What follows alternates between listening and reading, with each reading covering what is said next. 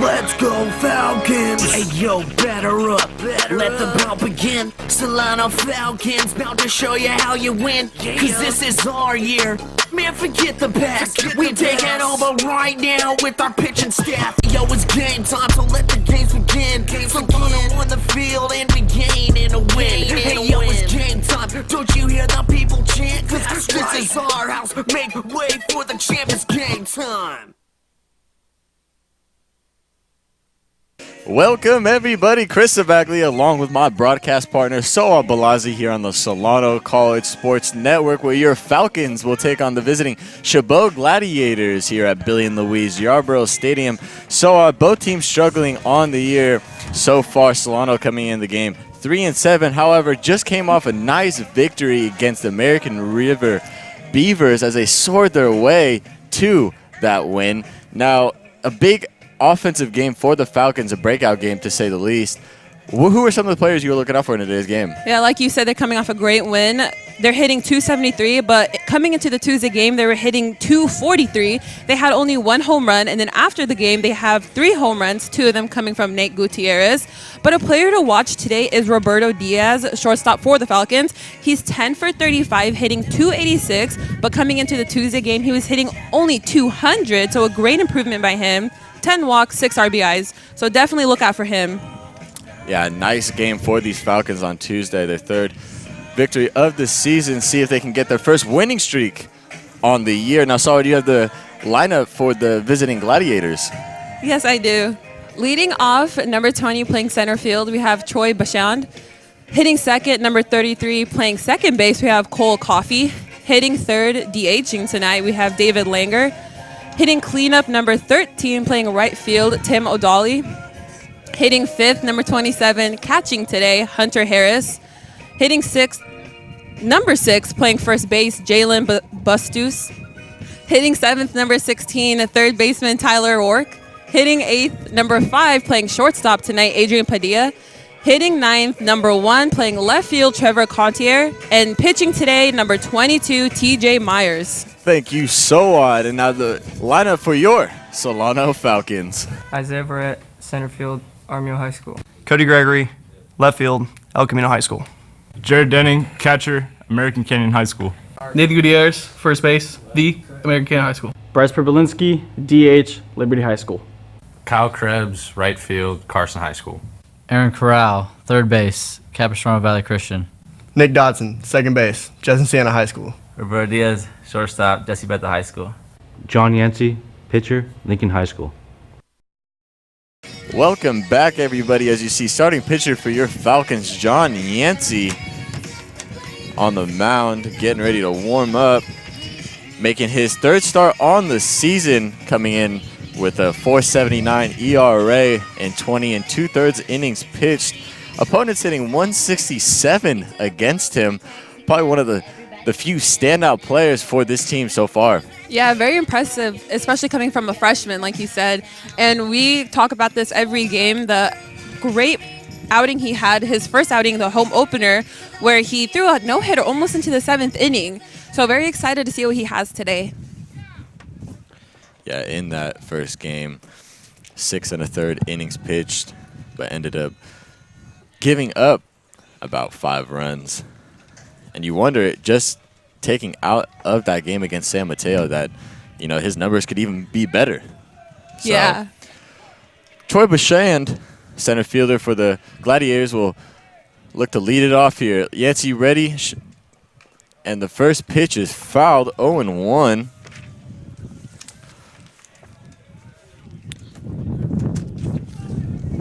Bashand, 286 on the season, making his 9th start.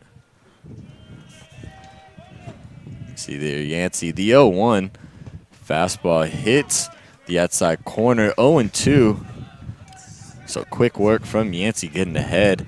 Yeah, kind of nervous to see how the balls are going to travel today. It's really, really windy. Yeah, wind playing a huge factor here at Billy and Louise Yarborough Stadium. That one's outside, blowing towards center and right. And you can see on Yancey's jersey, it's just blowing in the wind too. Shakes off Denning. and finds the sign he likes. The 1-2. 2-2. Defensive alignment for your Falcons. Cody Gregory out in left. Isaiah Verrett in center. Kyle Krebs back out there in right field. Aaron Corral at third. Roberto Diaz at short. Nick Dotson at second. Is out. Fastball driven into left center for a base hit.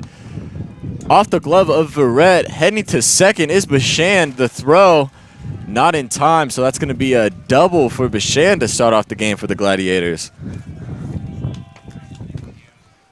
Yeah, not really how Yancey wanted to start the inning, but if he can just get a hold of Cole Coffey, who's stepping up to the plate, and hopefully keep Bashand at second base and not to third. So Gladiators looking for their first run on the day, putting quick pressure on Yancey. As Sohad said, Cole Coffey, second baseman for the Gladiators, will step on in. 283 so far as he shows bunt, but fastball at his head, but able to duck under that one. 1-0. Didn't really look that close to his head, but He showed bunt, yeah. so you know he had to make that a little dramatic.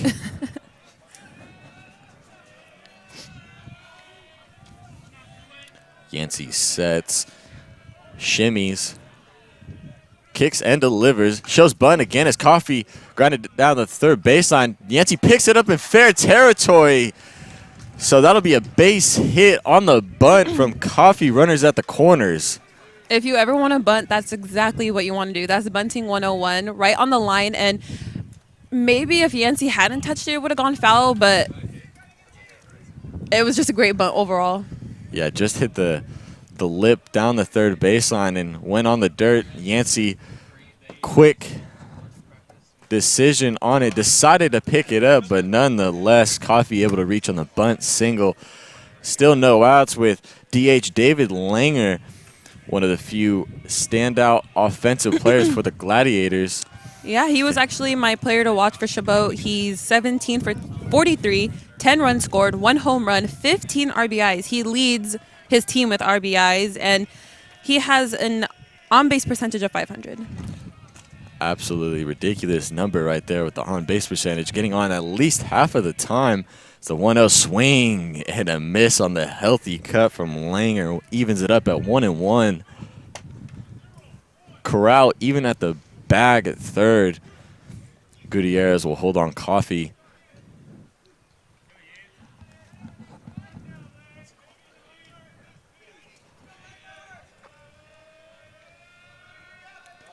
Yancey sets. The 1-1. Fastball driven into left field. That's high. That's deep. And that's going to be off the wall. So 1-1 will score. Here comes Coffey. The throw from Diaz. No throw. So 2-run double for David Langer puts the Gladiators on the board first, 2-0. The height on that ball looked like it was going to clear the fence, but it died down just in front of the 370 mark, and thankfully just limited to a double. Not the guy you wanted to leave a fastball up in the zone to, as he was able to take full advantage of that one. 17 RBIs on the season for David this year. It's crazy. So a 2 RBI double. That'll bring in Tim O'Daly, right fielder for the Gladiators. Looking to switch places with Langer at second. The first pitch shows bunt. Bunts it down the third baseline on the grass. Here comes Corral. Bobbles it off the heel of his glove. So that's another bunt single. Runners at the corners now. They see how the defense is a little shaky, so if you're going to – that's what you want to do. You want to attack the defense and play small ball like that. So interesting way to start off the game as the Gladiators are playing small ball, making the Falcons play defense, but unable to complete the play so far.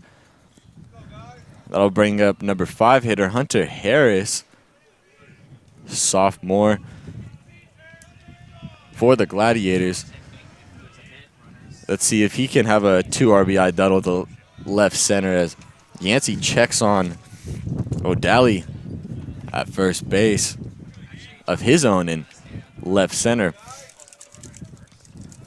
Harris with a 364 batting average, making his 9th start on the year. Yancey sets, shows bunt, but that's in there for a strike. I mean, if I were them, I'd continue to bunt too. They've gone on base now twice when they showed bunt. So if it's working for you, keep doing it. Especially like you said, they weren't expecting the bunts that they were putting on the field. So Corral, even with the runner at third with Langer, the pitch, that slider comes back in on the inside part of the play, brings it to 0-2 against Harris. Yancey still looking for his first out of the game.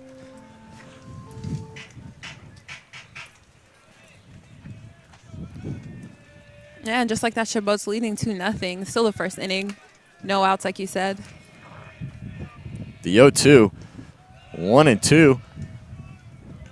Denning took a peek over there at first on O'Daly. Maybe thinking about a back pick. No, O'Daly looked like he was going to go and change his mind last minute and ran back to first. But like we mentioned all games, you don't want to run on Denning. Denning with a tremendous arm behind the plate. The 1-2, tails back at the back of the foot, low, 2-2.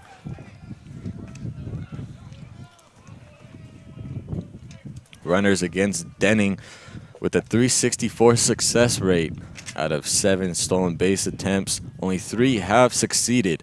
As Yancey checks on O'Daly at first, but just gets back. So Harris able to work the count back to 2-2. And you see there at first, O'Daly with a little lean towards second. Could see him go. Yancey sets and delivers. Fastball finds the zone in there. It looked like O'Daly at first slipped a little bit too. Thankfully, Denning was worried more about the strike instead of him, because he would have caught him sleeping out there. So the first out of the game comes from the strikeout looking from Harris, as that'll bring up Jalen Bustos getting the start at first base today. First pitch. That one finds the zone. Late steal attempt from O'Daly, and Denning throws down, but not in time as Diaz bobbled that throw. And so O'Daly with the stolen base caught everyone by surprise there, even myself. I mean, his lead was just inching toward second base, so I'm not really surprised that he went, but I think Denning was. Looked like he almost double clutched. And Diaz got to the back late as that fastball is fouled into the netting right behind the Falcon dugout. Brings it to an 0-2.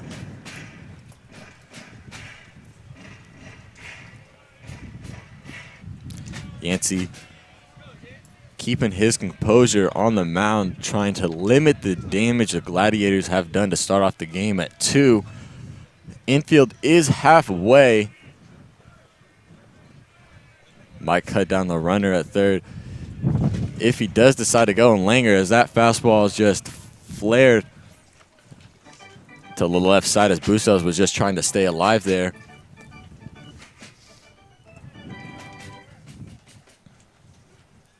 See a nice shot of Billy and Louise Yarborough Stadium. Yeah, it looks beautiful. It is beautiful out today. Just the wind. Mm-hmm. Not ideal weather conditions for baseball, but got to play with what you're given with. Yeah. The 0-2 from Yancey. Fastball driven up the middle, past Yancey for a base hit. Langer will score. Here comes O'Daly. The throw from Barrett off to the side, not in time. So a 2-run single as Bustos will move on to second on the throw. Puts the Gladiators up 4-0. You know, after the strikeout to Harris, it almost looked like Yancey looked a little bit more calm out there. He had it under control, but like you said, Boosters 2 RBI double puts them up 4-0 here in the first, and there's only 1 out. And now we have, it looks like a pitching meeting up there. Just to calm him down. He is a freshman. So Gladiators able to jump on John Yancey, who, like I said earlier in the game, opponents were struggling against him, but Gladiators able to go against that one as they've had 5 hits in their first 6 batters. As number 7 hitter, Tyler Rourke, will go ahead and look to add to that. Rourke getting his 9th start as well.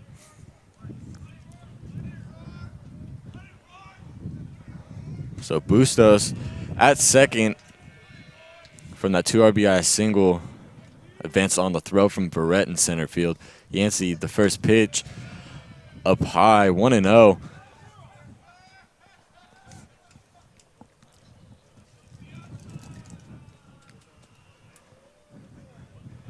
You see a lot of the players out there, if you look, so I just almost look kind of surprised that the Gladiators are up 4-0 so quickly against John Yancey. Yeah, like you said, his batting average against is amazing, so you didn't really expect this. That swung on, hit into center field. Back goes Verrett. Tagging is Bustos. And he'll move his way on to third, standing up. So a productive out for Rourke. Brings it 2 outs now with shortstop Adrian Padilla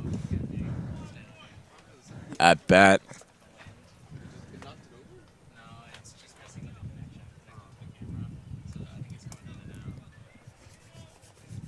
Padilla coming into this game at a solid 200, just at the Mendoza line.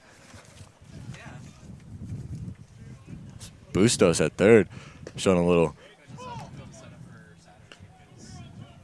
That first pitch in there for a strike. Yeah, looking back at Langer, his last game, he went 0 for 4 with 1 strikeout and 1 walk. So coming into this game, he's already doing great, 1 for 1 with 2 RBIs. That curveball's low. 1-1.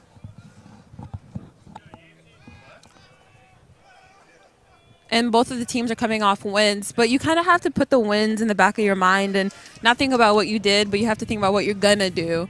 Because, like I said, Langer 0 for 4, now he's 1 for 1. That swung on, hit into right field. Under is Krebs for the final out. So the Gladiators able to jump on John Yancey quickly as they drop 4 in the top of the first as the Falcons look to at least add something here in the bottom of the first with the top of the order. Hey ladies, I'm Isaiah Verrett. Thanks for watching the Solano College Sports Network. Hi, I'm Cody Gregory, and thank you for watching the Solano College Sports Network. My name is Jared Denning. Thank you for watching the Solano College Sports Network.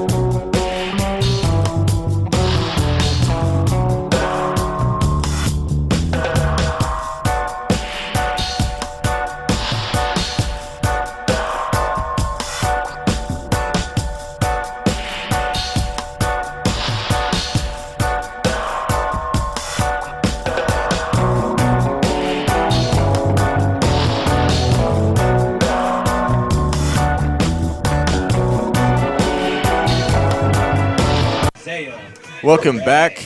Isaiah Verrett, center fielder for the Falcons, will lead it off here in the bottom of the first. Gladiators able to jump on John Yancey for a quick 4-0 lead. The first pitch from TJ Myers for the Gladiators is in the dirt, 1-0. Myers coming into this game with just 2 games started. His 6th game of work on the season. That fastball inside for a strike. 14 1/3 innings pitched. Opponents are hitting 309 against him. As that fastball swung on hitting the left field, but under it is Contier for the first out. That was a great piece of hitting. It sounded like it was a base hit, but right to Trevor in left field. Just hung up too long. You wonder if the wind helped with that one for the Gladiators. As left fielder Cody Gregory will step on up. Sophomore, 6'1", 195 out of El Camino High School. Cody had a great game last Tuesday. He went 3 for 5 with 3 runs, a triple, a double, or excuse me, 2 singles. I believe he was a home run shy of a cycle. He was indeed. As Salampa is deciding to go with the hot hand in Gregory the past few games, as that one misses outside.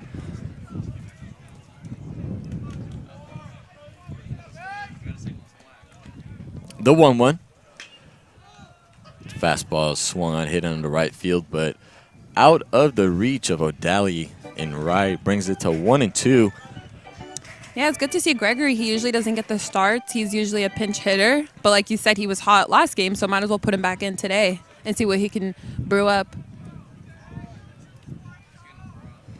So 1-2 to Gregory.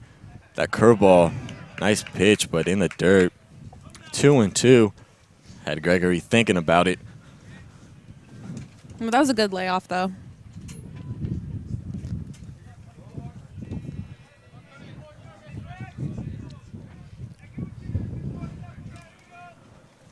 Myers looks, gets the sign, and delivers. Curveball at the back foot in the dirt for a ball.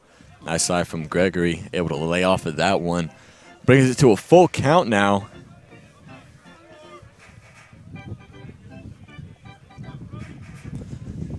The 3-2 from Myers. Fastball, ground ball up the middle and past the middle of the infield, and Padilla and Coffee for a base hit.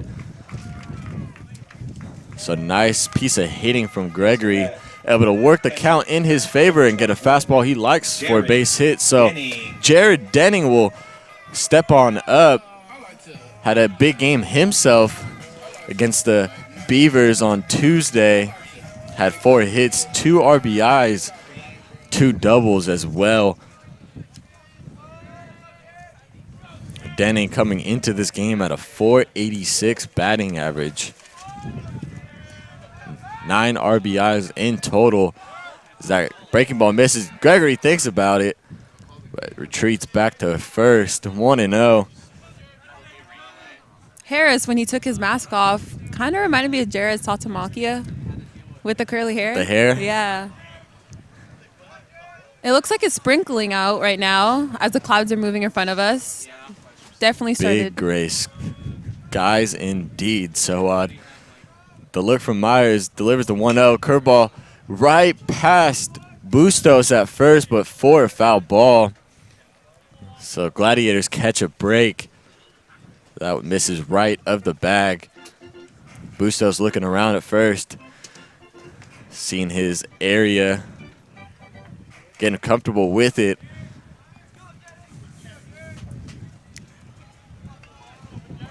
Myers sets.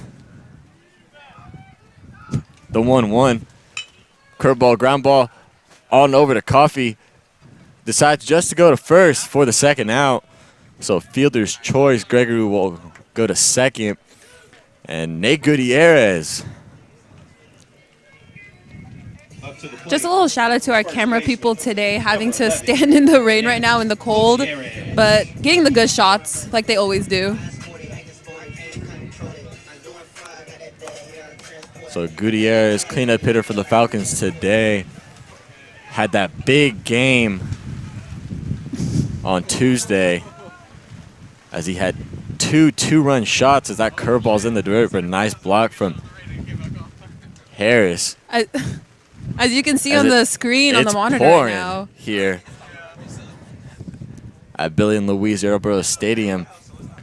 With the wind, just not a good mixture, to say the least.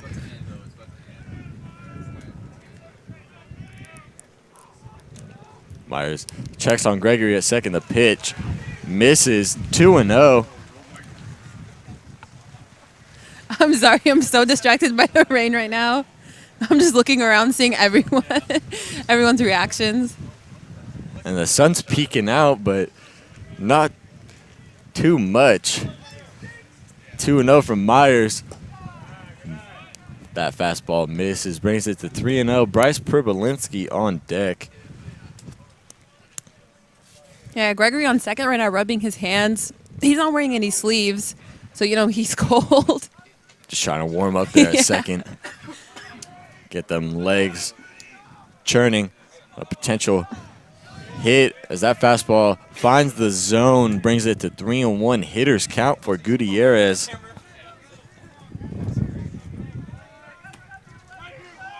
Looking to extend the league. Have a nice game as the 3-1 to Gutierrez is in there for a strike. Gutierrez was about to head on over to first. So 3-2 count.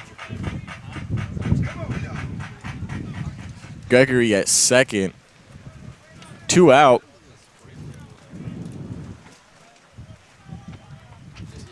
The pitch from Myers. Curveball out of the zone, and Gutierrez is able to work a walk. You always got to take advantage of the free bases that are handed to you via walks, errors, hit by pitches, anything that you can get on, basically. And right now you're down 4-0, and it's just the first inning. It's not the 9th, not the 7th, but the first. But you want to make a statement right now. You want to at least get a run in to show Yancey that they have his back. As that first pitch fastball is in there. 0-1. Bryce Pribolinski, freshman, 6 foot, 200 pounds, out of Liberty High School. As you see there on the screen, Pribolinski has worked his way in and out of the lineup so far for the Falcons. That he drives a fastball into right field and just stays up long enough for a Dally to corral that for the inning ending out. So Falcons unable to get a run on the board as we'll head to the second with the top of the order once again for the Gladiators. This is John Yancey, and thanks for watching Solano College Sports Network.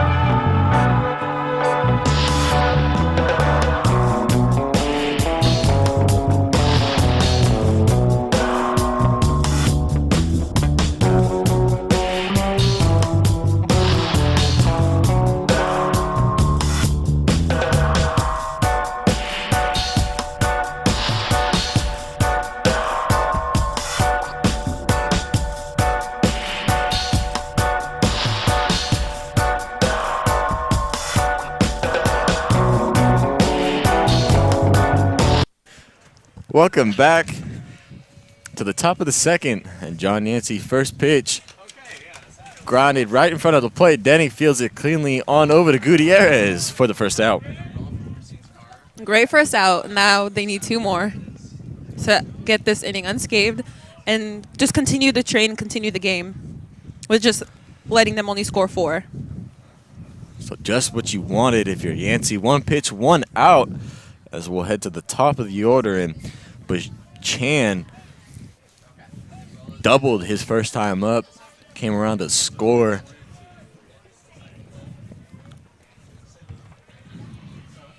The first pitch, fastball grounded foul left side, 0-1.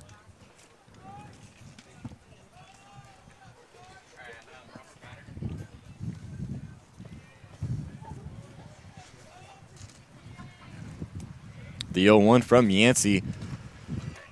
Curveball misses. 1-1 the count.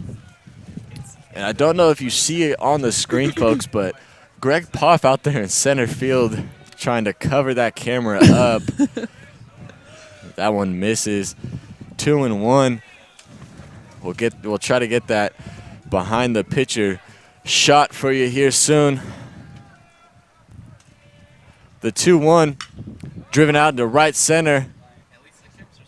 Verrett there for the second out. Listen, Greg Poff doesn't mess around when it comes to his equipment. Like I said before, if a ball's coming at you, make sure the equipment's safe before you. Always.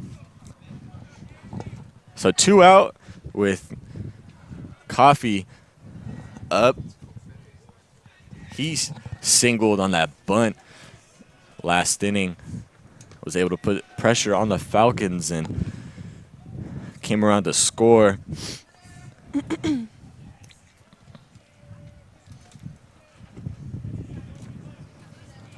The 1-0-2 Coffee. As that breaking ball's in there for a strike, 1-1. That was a great pitch. Almost a sweeping, a little mixture of a slider and a curve. A slurve. Shout out Al Leiter. As that one hits the outside part of the plate. 1-2. I feel like there's just so many pitches now that you can, like you Darvish, he has like what, 19 different pitches or something like that. The splitter, the sinker, the forkball. As Coffee reaches out and just stays alive on that one. The two-seam, circle change, changeup, palm ball, screwball. I mean, listen, all I know is a fastball and a curveball. That's all you need. That's all you need. The 1-2 from Yancey. 2-2. We got that shot back for you guys.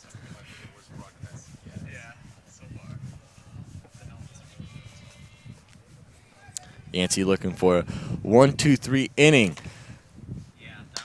That one's lined right off the glove, and Dotson at second base into right field. So Coffee with a nice base hit to extend the inning with big man David Langer hit up on with 2 out.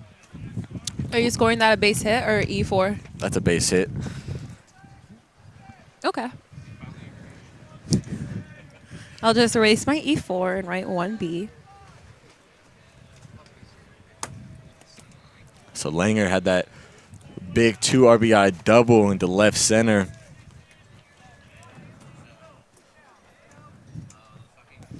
First pitch from Yancey. As that slurve finds its way back in. 0-1. And the Gladiators are getting their sign from their coach in the dugout, as they all have wristbands on their wrist, and the coach is yelling out the numbers as Yancey checks on Coffee at first. That reminds me of something like Little League. You don't see that. Yeah, you see that a lot in Little League, a lot in high school as well, too. But not in... I haven't seen it. Haven't seen it so much in college. Definitely don't see that in MLB. 1-1 as Coffee is testing Denning, seeing if he'll throw it back on over to first. A little cat and mouse game between the two. Yancey sets and delivers. That slurve swung on high into left field. Back goes Gregory Track and makes the catch in front of the wall to end the inning. So nice bounce back inning for John Yancey. Nothing across for the Gladiators as we have the middle of the order for the Falcons in the bottom half. Hey fellas, this is Kyle Krebs, and thank you for watching the Solano College Sports Network. Aaron Corral, thank you for watching the Solano College Sports Network. Hey, this is Nick Dodson. Thanks for watching the Solano College Sports Network.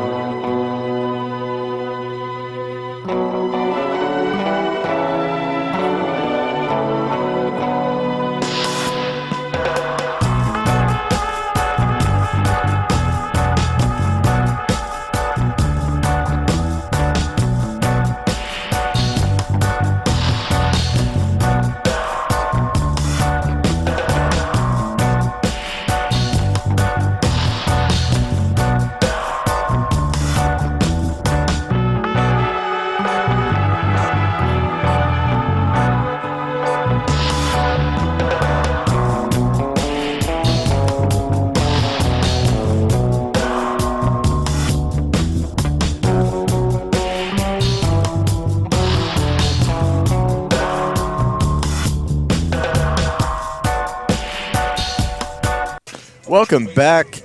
Kyle Krebs will lead off the bottom of the second for the Falcons. As he takes a first pitch fastball in there for a strike. Nice inning of work for John Yancey in the top half to have a nice bounce back after the first one. As that one's in there, quickly down 0-2 is Krebs.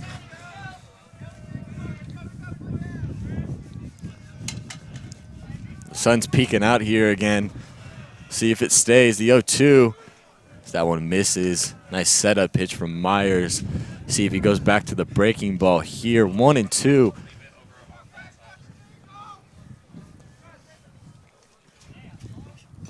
That's fouled into the glove of Harris for the first out.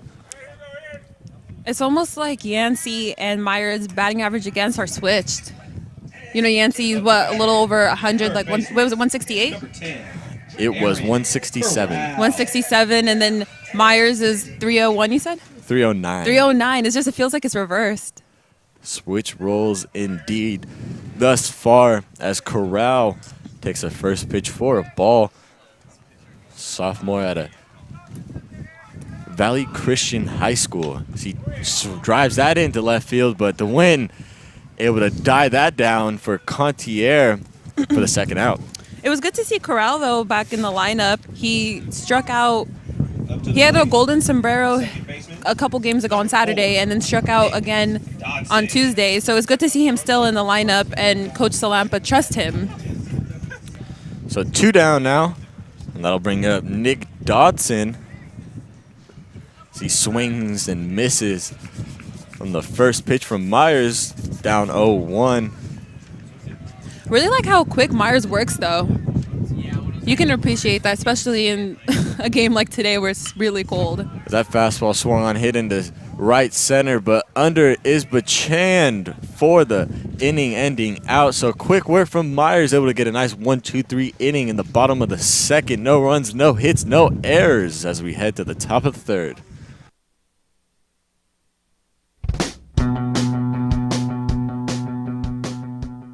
If you are interested in a career in sports broadcasting, whether you're commentating a live game or hosting your own TV show, or working behind the scenes, then this is the class for you.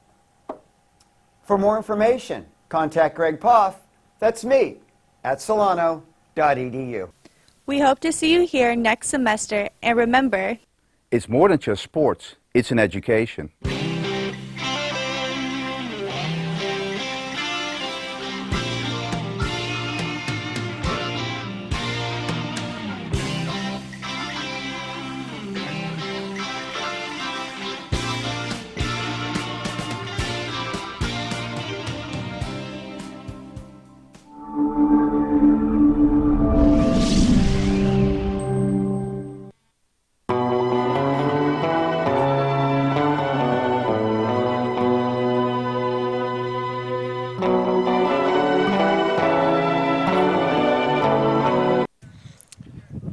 Welcome back as O'Daly will lead it off in the top of the third for the Gladiators. The first pitch from Yancey misses outside. O'Daly had a single in the first, as well as a stolen base with a little delayed steal, caught Denning off guard as that one misses as well. 2-0.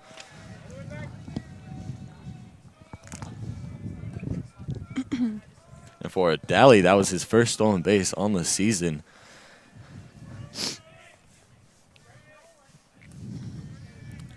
The 2-0 from Yancey. Swing and a miss. Healthy cut from O'Daly. 2-1 the count.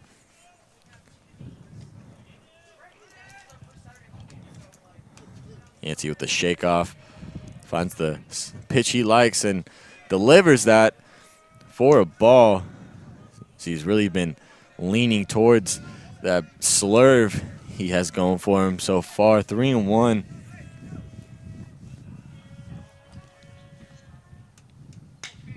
Driven in into right field. There goes Krebs, and that's going to fall down for a base hit. Hits off the batting cage out and right. And O'Daly's heading to third. The throw from Dotson, and no throw as he fumbles the exchange. Yeah, Odell kind of slipped on the base. He's rounding. Still wet from the rain earlier, but that was great base running by him. Always just continue to run past second base. He just had third base in his mind the whole time. So a triple for O'Daly to start off the top of the third with catcher Hunter Harris at the plate. Falcons once again playing back this time. Corral's even at the back. Harris is 0 for 1 with a strikeout thus far, so Yancey looking to strike him out again. That's popped up near the Gladiators dugout. Gutierrez has room. No one's covering home, and here comes Corral. So the first out for the Falcons. Nice draw from Yancey, able to catch Harris off guard, pop up for the first out as Bustos will make his way to the plate.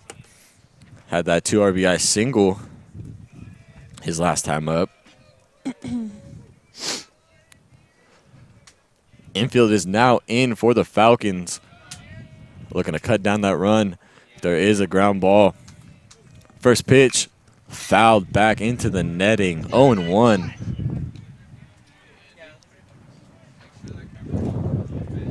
You see there, Zaldivar for the Falcons, able to pick that one up.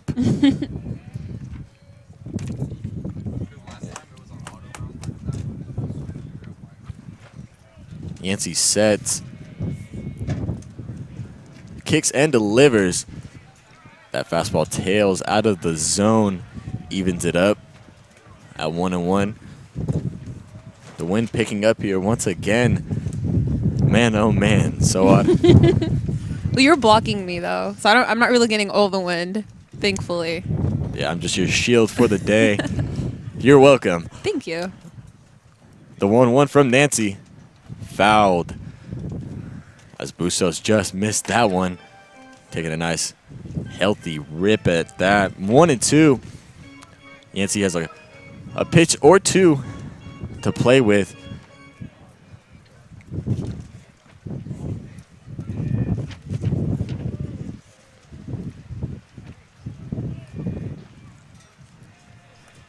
Yancey steps off. It looks like he was blown away by the wind.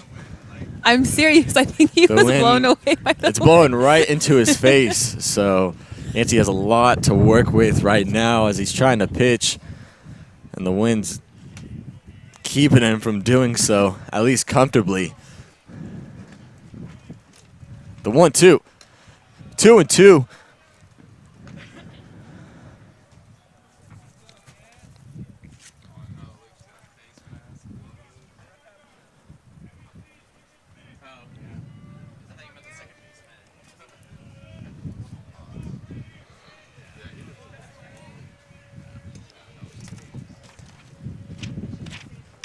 That swung on him in the left field. Tagging is O'Daly, and able to make the catch is Gregory, but blazing speed from Tim O'Daly at third will bring the game now to 5-0 Gladiators. Did you see him jump there? Yeah, I think the wind might have took that last second as Gregory thought he was under it cleanly, but... Yeah, better safe than sorry. So even if it looks unorthodox over there, you have to just get that out. And O'Daly did score with his, like you said, blazing speed, but at least now there's 2 outs. You always have to look at the positive of things. Taken out for a run as that first pitch finds it for Yancey. 0-1. Wark flew out to Verrett out in center in the big first inning. 1-1.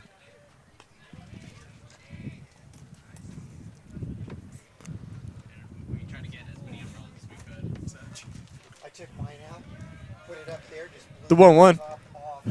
That breaking ball goes too far. That brings it to 2-1.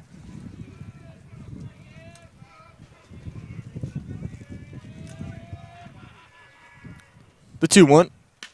Ground ball right past Corral at third base into left field for a base hit. Making his way to second is Wark. The throw from Gregory cut off by Diaz, so a 2-out double for Tyler Rourke to extend the inning as Adrian Padilla will look to do the same.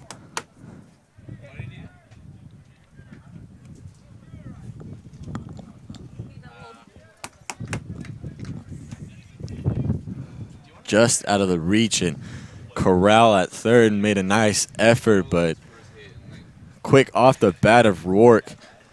It just feels like everything that they're doing, all the balls they're putting into play, have just found its way into the hole. With the bunt that started out the inning, the perfect bunt down third base that just stayed fair until Yancey picked it up and couldn't do much with it.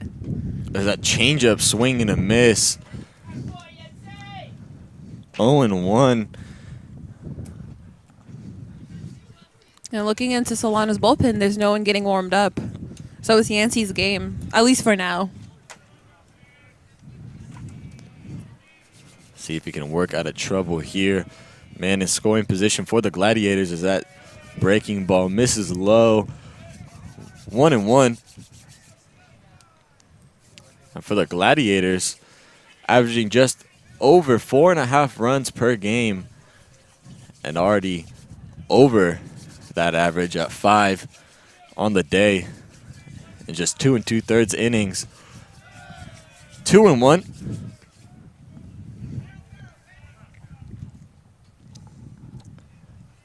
Yancey taking his time up there on the mound now, trying to gather himself. He takes a few signs from Diaz at short.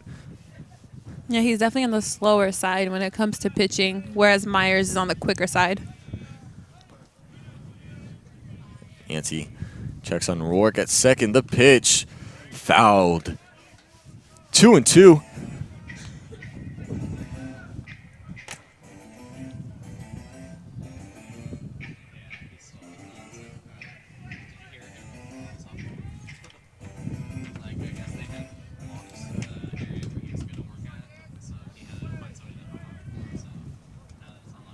The 2-2 from Yancey. Breaking ball comes back in as Yancey is able to catch Padilla stargazing on that one to end the inning.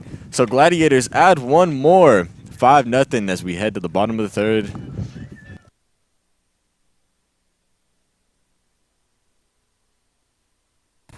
Hi, this is Roberto Diaz, and thanks for watching the Solano College Sports Network. Hey ladies, I'm Isaiah Verrett. Thanks for watching the Solano College Sports Network. Hi, I'm Cody Gregory, and thank you for watching the Solano College Sports Network.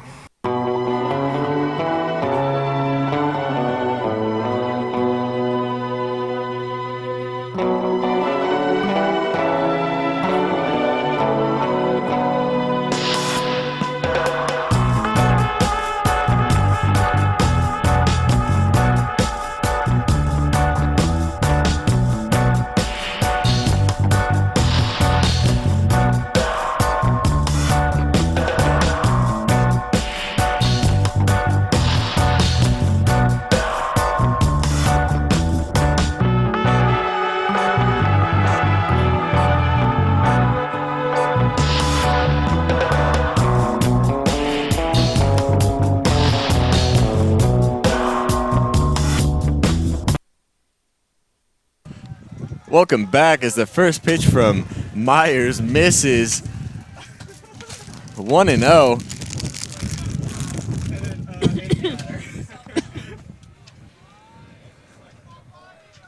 The 1-0 misses low. 2-0 the count. Roberto Diaz, big game on Tuesday against the American River Beavers, as he had 4 hits of his own, going along with 3 RBIs. Able to boost up that batting average as he's up in the count, 3-0. And it's coming. Ooh, he thought that was a walk, but late called strike, so 3-1 the count. But yeah, the hits are coming from Diaz when he was moved to the bottom of the lineup. He's usually hitting second underneath Isaiah, but now he's in the 9th position, which is so far so good. And now that's strike 2. As that check swing, home plate umpire says yes, he did. So Diaz just not getting the calls his way as that brings it to a full count now. I don't think he should run down first base until he knows for sure. Just to keep home plate umpire happy. The 3-2. That's inside. So Diaz able to work a walk. As that'll bring up Isaiah Verrett. He wanted to be on first. That one was close to take. Yeah. It looked like the home plate umpire was getting a bit frustrated and almost stood up from Diaz at the plate, taking 2 strolls to first. So Verrett, who flew out his first time up, will look for a walk or hit of his own. Maybe get something started for the Falcons here in the bottom of the 3rd. The set from Myers. Kick and deliver. Change up low. Back on Diaz, with that walk, he now leads the team with 11. So his on base and his batting average are just continue to increase. Diaz on base percentage coming into this game at .479 as a check from Myers. Diaz back in safely.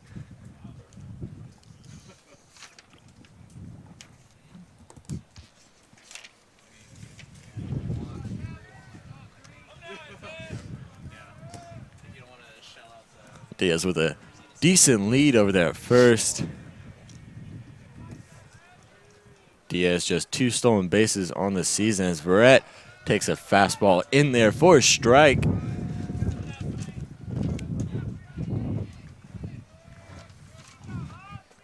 With the lefty up there on the mound. Diaz most likely not going to test Myers.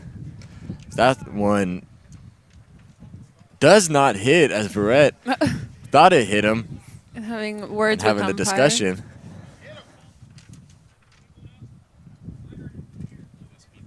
We have Third base coach arguing with the umpire, and the umpire said, "Are you questioning my call?" Yes, he is. He is indeed. Coach Robbie Rogers having a discussion with home plate umpire on the debate whether or not that pitch did indeed hit Verrett.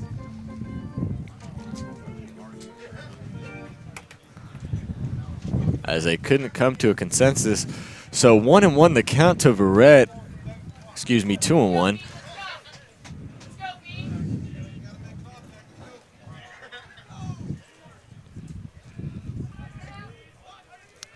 See if a hit and run is on for the Falcons. As we've seen them the past few games test that out. The 2-1, Diaz does not go. Ground ball over the bag at third for a base hit. So Diaz will go to third. Verrett to second. Diaz will hold up at third. So a 1 out or no out double for Isaiah Verrett. Now we have the 2 fastest people on the team on base. And like I said, it's great to have Diaz hitting 9th because it's like a second leadoff hitter. So he started the game, he started the inning, he walked, got on base, and then the leadoff hitter came up and he doubled. So just like that, the lineup is going to continue to move, chip away. So we had the coach from Chabot having a discussion with the home plate umpire, seeing if that ball actually did go over the bag at third. And pretty much, just from the looks of it, just told him to go back to the dugout. So no outs now, second and third for Cody Gregory with a 2 RBI opportunity. As we still have some chatter coming from the Gladiator dugout. Infield is back for the Gladiators. So they'll give up a run for an out as that first pitch misses. 1-0. Yeah, Gregory's been hot. So if you want anyone up to the plate, besides Denning, of course, it would be Cody Gregory. For Verrett, his 3rd double on the season. As that fastball finds the outside part of the plate. 1-1.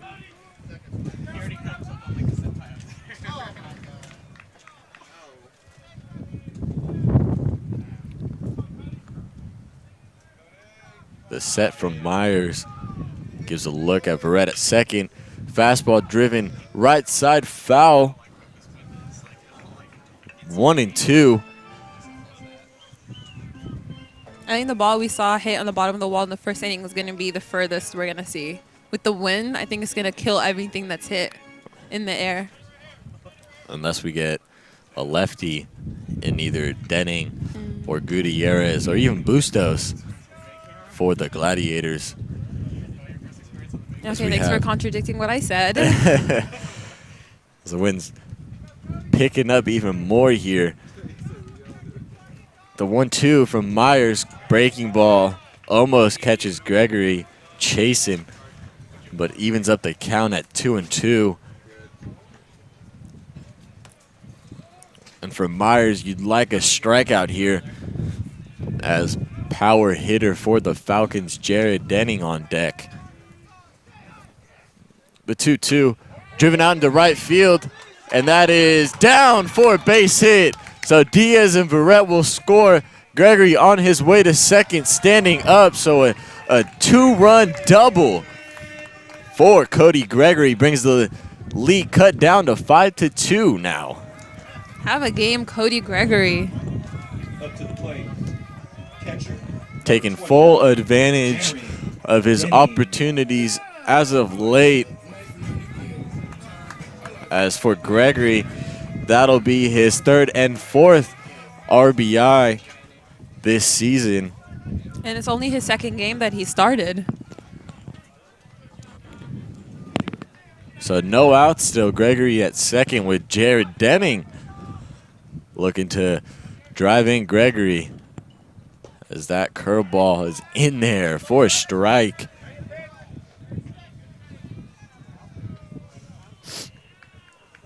Oh for 1 on the day, grounded into a fielder's choice in his previous at-bat. Looking to add some insurance right now. That one misses off the plate. Falcons dugout a little bit more amped up here. Now after that 2 RBI double from Gregory. Myers checks on Gregory at second, delivers. Popped up into right field. O'Daly under it. Gregory fakes the tag as O'Daly makes a nice throw in. So 1 out now with Nate Gutierrez at the plate. First baseman. Denning just missed that one. Myers might have caught him out in front on his front foot there. Caught a break. But also has to be very cautious with Gutierrez as he has the lone 3 home runs for the Falcons this year. Yeah, 3 for 6 in his last game. 3 RBIs, 2 2-run home runs. There's going to be 4 RBIs. That fastball is in there for a strike. Myers does have a base to play with if he doesn't want to go after Gutierrez here and maybe go after Pribolinski. The 0-1. Curveball off the handle of Gutierrez, and that's going to fall in for a base hit. Gregory will stay at third, throw in from Bachan. Cut off by Bustos. So runners at the corners now with 1 out with Pribolinski up. Yeah, Pribolinski in the last game against American River, 3 for 5, 2 runs, 1 RBI. So hoping to translate those numbers into today's game and to today's at-bat. So 1 out now. Pribolinski with a RBI opportunity of his own. Rourke over there at third playing back. So the entire infield looking for the inning-ending double play. That first pitch hits the outside corner. 0-1. It's like for a second the winds die down for a minute and then quickly pick up. It needs to just stay died down. That fastball misses. I'm not even going to stop my papers from flying. Let it be. I mean, I'm looking into the dugout, and I see Jordan Chana, starting pitcher for the Falcons. He's covered with his jacket, and then he has something around his face, sunglasses, hats. He's prepared, unlike us. Ground ball left side, foul. As third base coach Robbie Rogers almost fields it cleanly. 1-2 the count now. We hear some long odd banters over there. Obnoxious chatter from the Gladiator dugout. I mean, if you're annoying enough so you can annoy the other team, then I guess keep doing it, but to each their own. 1-2 the count. Curveball in there. Catches Pribolinski looking for the second out. Questionable call. Pribolinski does not agree as he walks back to the dugout. So 2 out now with Kyle Krebs looking to extend the inning for the Falcons, who have already put 2 on the board this inning. Struck out his last time up. Neither, Pribolinski nor the fans in the stands agree with that call. That one's popped up, but with the wind out of play right side.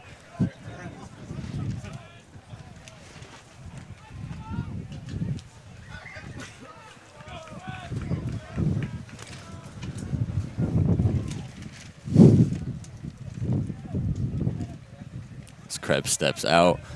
See there on the screen, Gutierrez. The decent lead at first.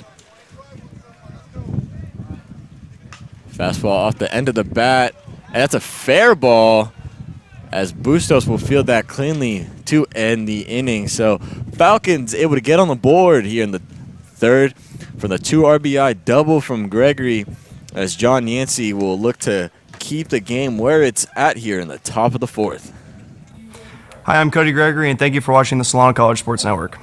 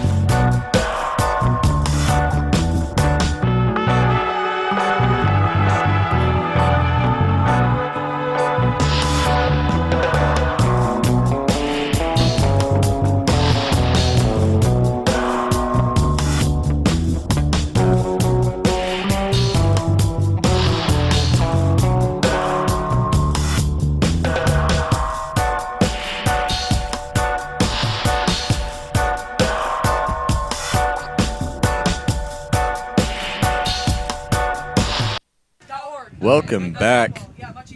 We're in the top of the fourth as Show's bunt is Contier.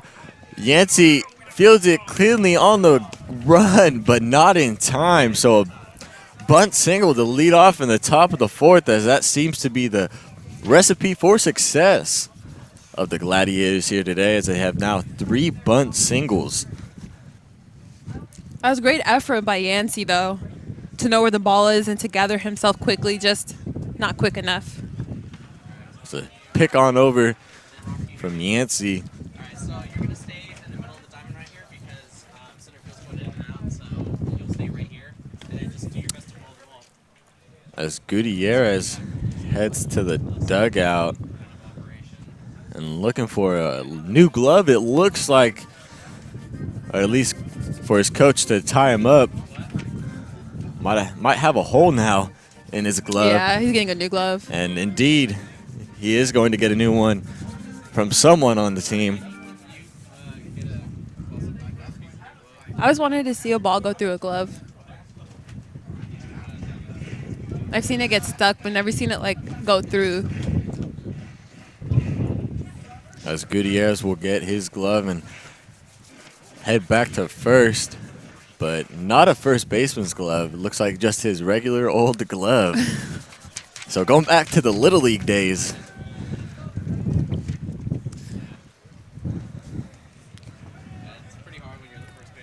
So Bachan shows bunt himself, bunts it right back to Yancey, throws on to Gutierrez. So sacrifice bunt from Bachan moves Contier on over to second here with Cole Coffey at the plate. Who was that one major leaguer that everyone was bunting against and he was getting really frustrated? I remember he was really, really mad, and after the game he was talking about it, but then someone was like, just defend against bunts instead of complaining. But I want to do, it was like it was this one particular game where they just continued to bunt on him. Well, it wasn't because they were getting it down, it was just because he couldn't field it properly. Dang. I'm not quite sure. So odd.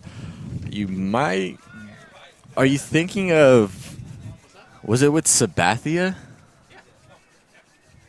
Oh yeah, I think it was because he has was it messed up knees? Yeah. And like he can't jump off the mound and get the It was I think it was a no-hitter that they were trying to break up or something to that effect. Now that you bring that to mind, well, that one misses. It might not be Sabathia because I remember I think I want to say it's the National League. This guy was getting really mad and post-game interviews he was like livid and complaining and just throwing everyone under the bus. But all he had to do was just field it. Field the bunt. Like you said, PFPs. That's all you got to do. The 2-0 to Coffey. Right past Corral at third base. So Contier will go ahead and score. On his way to second is Coffey. So an RBI double extends the lead now, 6-2 Gladiators. The bunting has shown to work for Chabot. They get him on, get him over, and then the next guy, base hit. That's what they've been doing all game. So small ball is the way to go for the Gladiators. So they're having themselves today so far against John Yancey.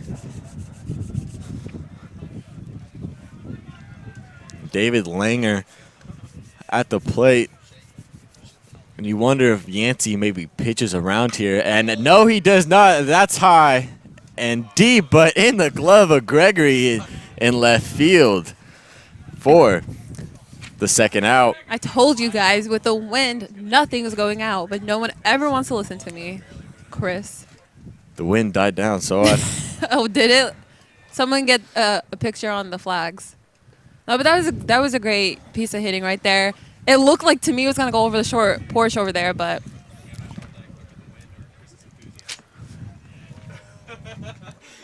That's 2 out now. On the fly out from Langer. Brings up O'Daly. O'Daly had that triple his last time up, showing his speed. The fastball ripped left side and hits the spotter out there in left field for the Falcons. Jordan Chana.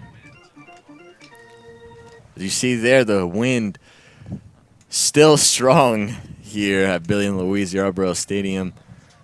And it just died, and then it picks back up. So it died during the at-bat? That's what you're saying? The flags just went limp for just a second or two. Okay. Curveball gets away from Denning. So Coffey moves to third on the pass ball. That's something we usually don't see with Denning, being a wall behind home plate, a ball getting past him like that. So that'll be Denning's 8th pass ball on the season. It looked like, I don't know if he was trying to, looked like he might have got mixed up with Yancey. Glove turned a certain way as that fastball grounded up the middle. Fields it cleanly is Diaz on to Gutierrez for the final out. So the Gladiators able to add one more on the RBI double from Coffey. Falcons looking to keep it going here in the bottom half as they have Krebs, Corral, and Dotson.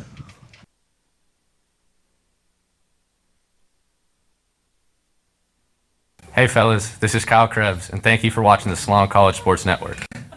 Aaron Corral, thank you for watching the Solano College Sports Network. Hey, this is Nick Dodson. Thanks for watching the Solano College Sports Network. Hi, this is Roberto Diaz, and thanks for watching the Solano College Sports Network.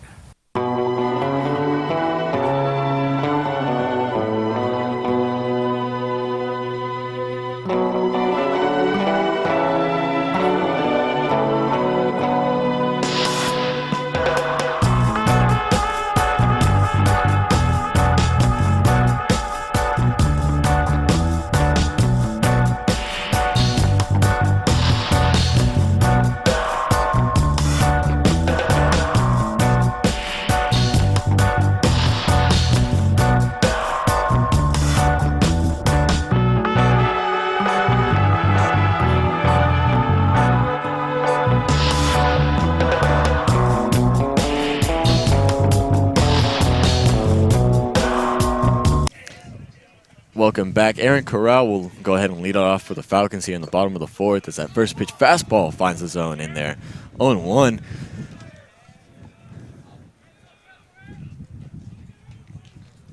The 0-1 down in the zone. 1-1. Quick work indeed from TJ Myers up there on the mound. Just gets a piece of that one as Corral. 1-2. Listen, it's cold. He knows it's cold. He wants to get off the mound. Working quick. The 1-2. Curveball down in the zone. 2-2 the count now. So we have Saltamalkia behind the plate with Harris. Who do you have on the mound? Well, that's tough. Corral thinks about the high fastball, checks his swing, brings it to a full count now. I love how he peers over his glove, though.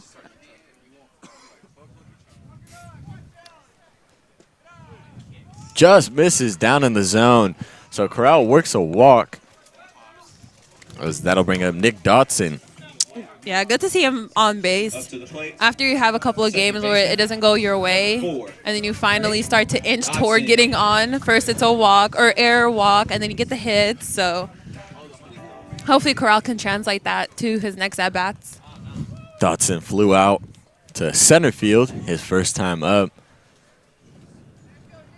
Corral with a decent lead at first, testing the waters.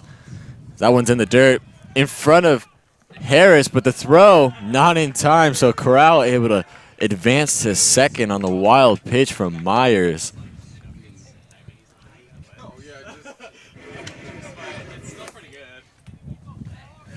So nice heads-up base running from Aaron Corral. Now gives the Falcons a RBI opportunity. Runner in scoring position.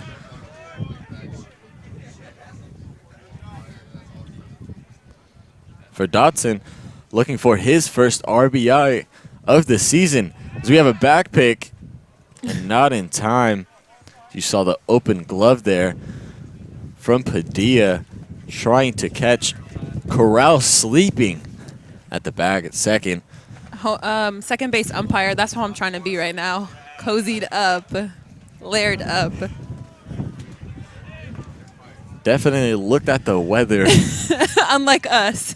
Indeed. Ground ball to shortstop, and Padilla goes the easy route to first, and not in time. As nice hustle from Dotson, able to beat that out. So that'll be an E6. Shortstop, number 5, Roberto Diaz.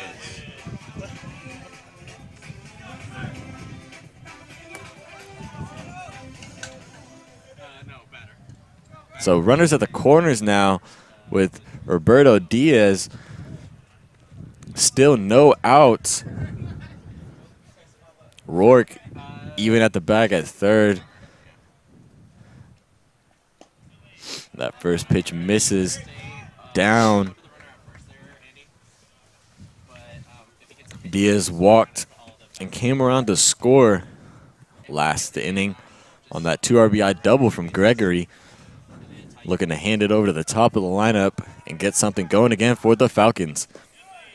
2-0. Yeah, that's what Roberto does. He takes pitches. He's not going to be aggressive unless it's his pitch, and he's going to get on base. That's why he leads the team in walks with 11 now, as there's going to be a meeting on the mound. So a mound visit for Myers.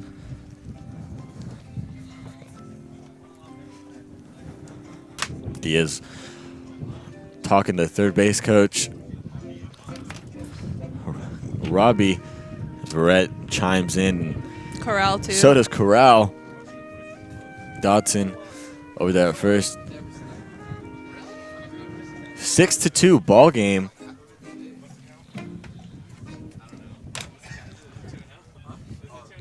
How we got here was a 2 RBI double in the first from Langer. A 2 RBI single from Jalen Bustos, first baseman for the Gladiators. A sacrifice fly for Bustos as well, last inning in the third. And in the top half, a RBI double for Cole Coffey. And for the Falcons, last inning, Cody Gregory was able to rope one into right field for a 2 RBI double.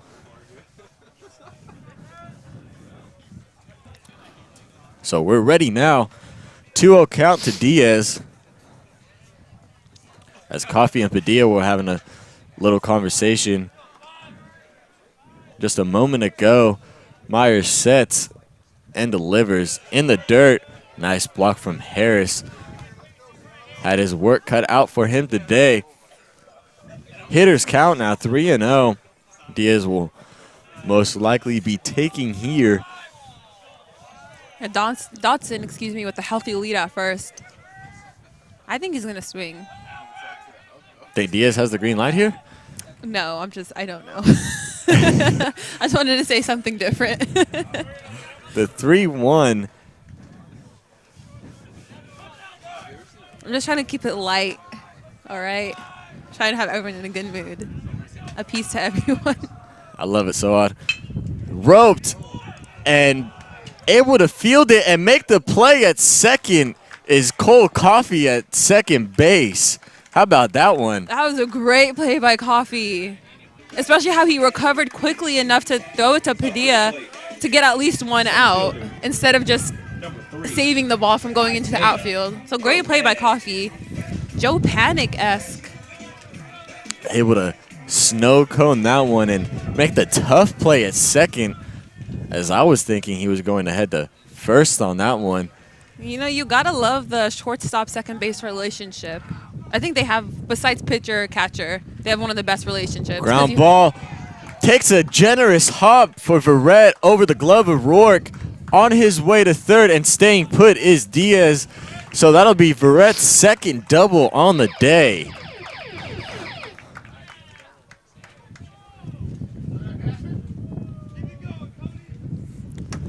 So runners at second and third now.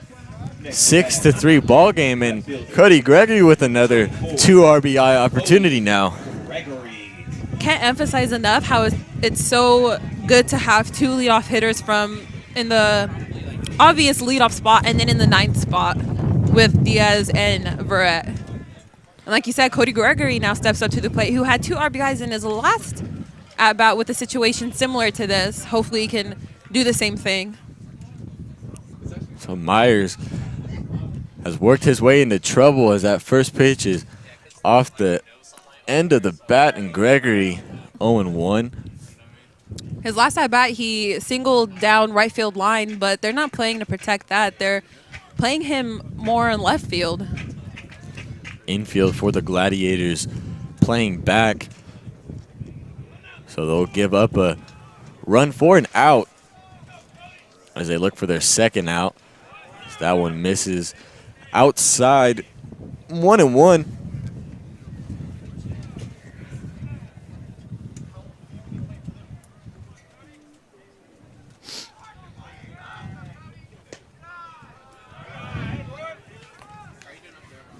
That one misses.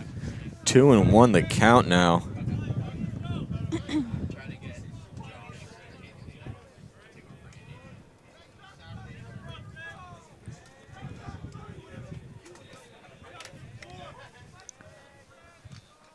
The 2-1 from Myers. Fly ball into right field. Coming in is O'Dally. Makes the catch. Tagging is Diaz. Here's the throw. The play at the plate. And Diaz is in there! That was a great play by Diaz. It looked like he stumbled a little bit as soon as he got up, touched home plate, and is safe. That was Ichiro-esque over there, fighting the tag. So Diaz able to help out his teammate and Gregory for a RBI sacrifice fly. As you see the catch from O'Dally and the throw right on the money, but just a phenomenal play from Roberto Diaz, able to squeak his way on in. Look, he didn't do that on purpose, but it did look good to watch. That was really cool. I'm submitting that to ESPN. got to cut that out and send that in. So on. Okay, everyone, we can go home now. We're done. So 6-4 ball game. Brett still at second. Denning looking to drive in Barrett.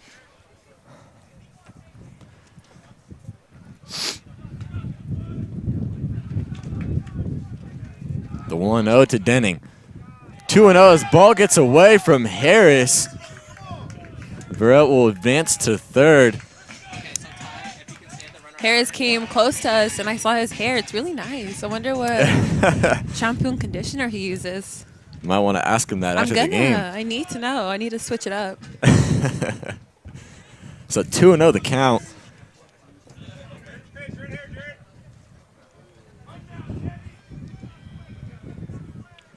Nate Gutierrez on deck for the Falcons. As Myers is still trying to work his way out of this one. That one's in the dirt. 3-0. You know, to go back on the hair discussion real quick, I hate when I ask guys what they use in their hair because they just say, I just wash it with water. They never want to help me out. Come on. Because it doesn't sound manly if they're going to say, you know, if they're going to tell you, oh, yeah, I use Pantene or something. What is shampoo? It doesn't have to. Okay, weirdo. Here's Nate Gutierrez stepping up to the plate now. So Denning works a walk based on balls. Runners at the corners now for the Falcons. 2 out. Nate Gutierrez at the plate. 1-for-1 with a single on the day. Also worked a walk in the first inning. That's the first pitch of Gutierrez is fouled as he ropes that one. Just out in front of that. Looking to straighten that out. It's 6-4 now. Solano inching back. Gutierrez looking to add some more runs right now. The swing and a miss on the breaking ball from Myers. 0-2 the count.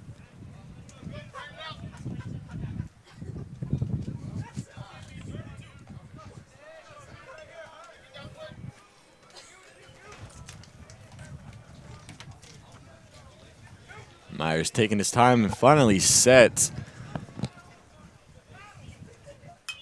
That one's popped up. Having room is Wark. Calls everyone off to end the inning. So Falcons able to add another 2 in the inning. One from Gregory and one from Diaz. This brings it to a 6-4 ball game as we head to the top of the 5th. Hi, this is Roberto Diaz, and thanks for watching the Solano College Sports Network.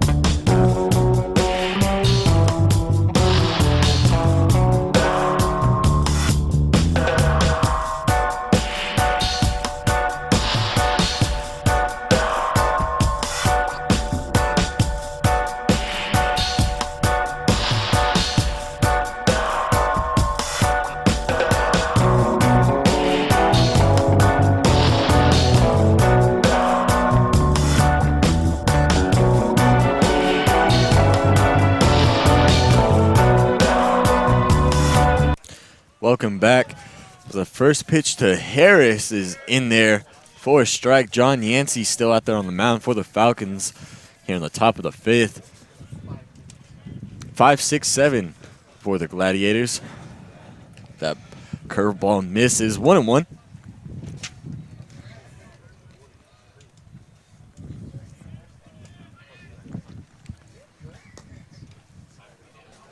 2-1 the count.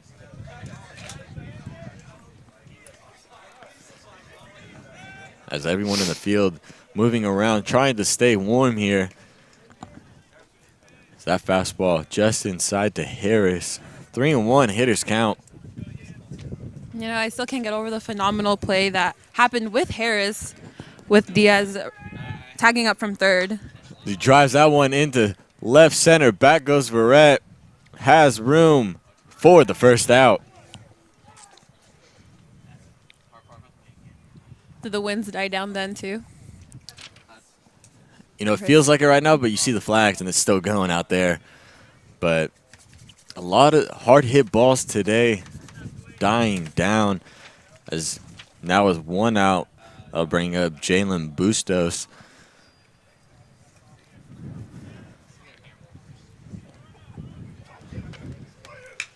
As he drives that line drive into center field for a base hit. So able to stay perfect on the day as he now has 2 singles going along with that sacrifice fly. So Bustos at first with Rourke at the plate. Doubled his last time up. You think he's gonna bunt here? Corrals even with the bag at third. And you could see it. Does not. Drives that one to the left field, but under it is Gregory for the second out. Bustos will retreat back to first. 2 down now.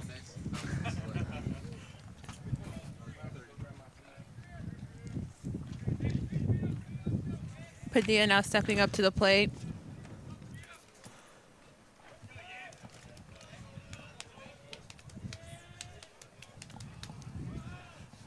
Padilla 0 for 2. Struck out looking his last time up. Check on over to Bustos from Yancey. Able to get back. Bustos with just 1 stolen base as he just gets back into that one. Yancey keeping him honest at first base.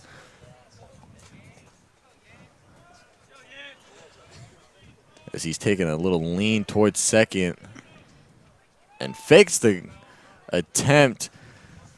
Denning with the thought of the throw over. 1-0. Yeah, it feels like it's the 7th inning, but it's just the top of the 5th. Feels like we're at the later part of the game. We're just in the middle.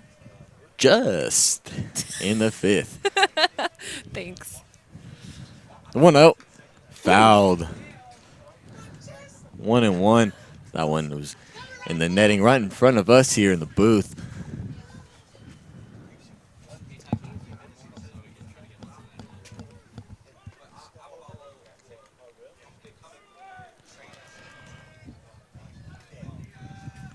Padilla back in, ready for the 1-1.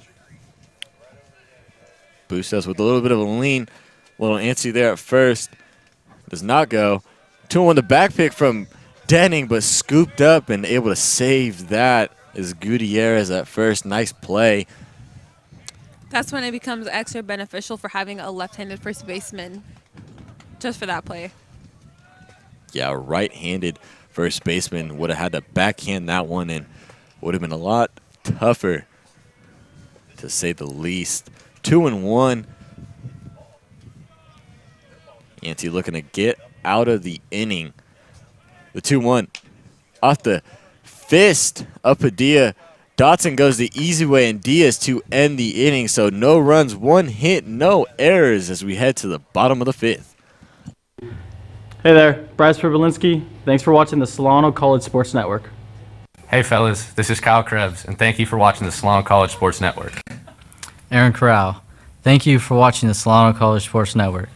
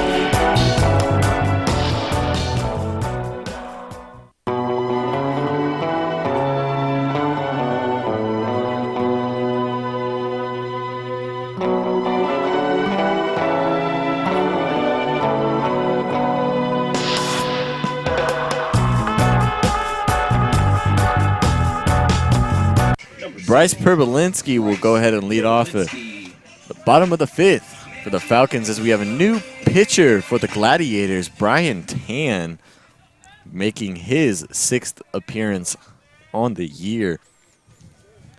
16 innings pitched thus far. That's a first pitch from Tan in there for a strike. It's a nice day for TJ Myers. Gave up 4 runs to the Falcons, but able to limit the damage in the 2 innings that the Falcons did score. So the Gladiators will head it over to the bullpen. Give a 1-1 count. Fastball roped into left field for a base hit. So nice job from Pribolinski to lead off the inning on that single, as Kyle Krebs will look to do the same here.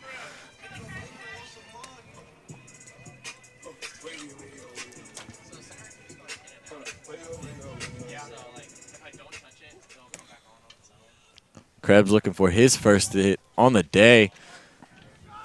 First pitch from Tan, curveball, and gets past Bustos right over the glove. Krebs will head on to second. Here's it from O'Dally, and not in time as Coffey unable to attack the foot of Krebs. So a double for Kyle Krebs here, and Aaron Corral now looking to tie this one up.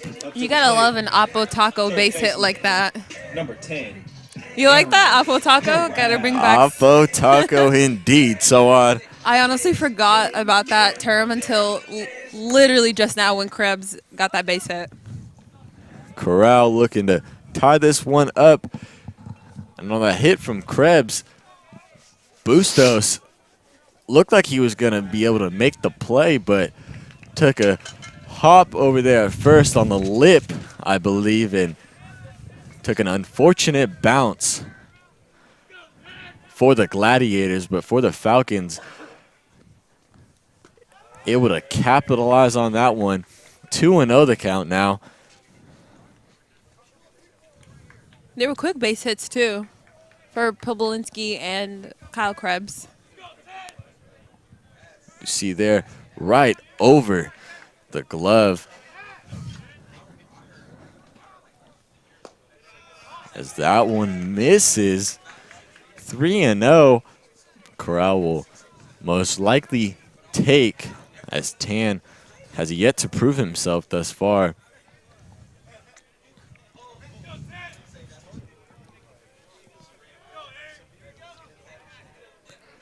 The 3-0 from Tan. Inside, so that'll load up the bases for Nick Dotson. Up to the plate, second baseman. Dotson will look Nick Dotson for his first RBI. Once again, tie this one up, perhaps, as the outfield is straight up. Infield corners are in. Middle will go ahead and play the double play. It's the first pitch from Tan in the dirt, just to the left of him, but Pribolinski stays put.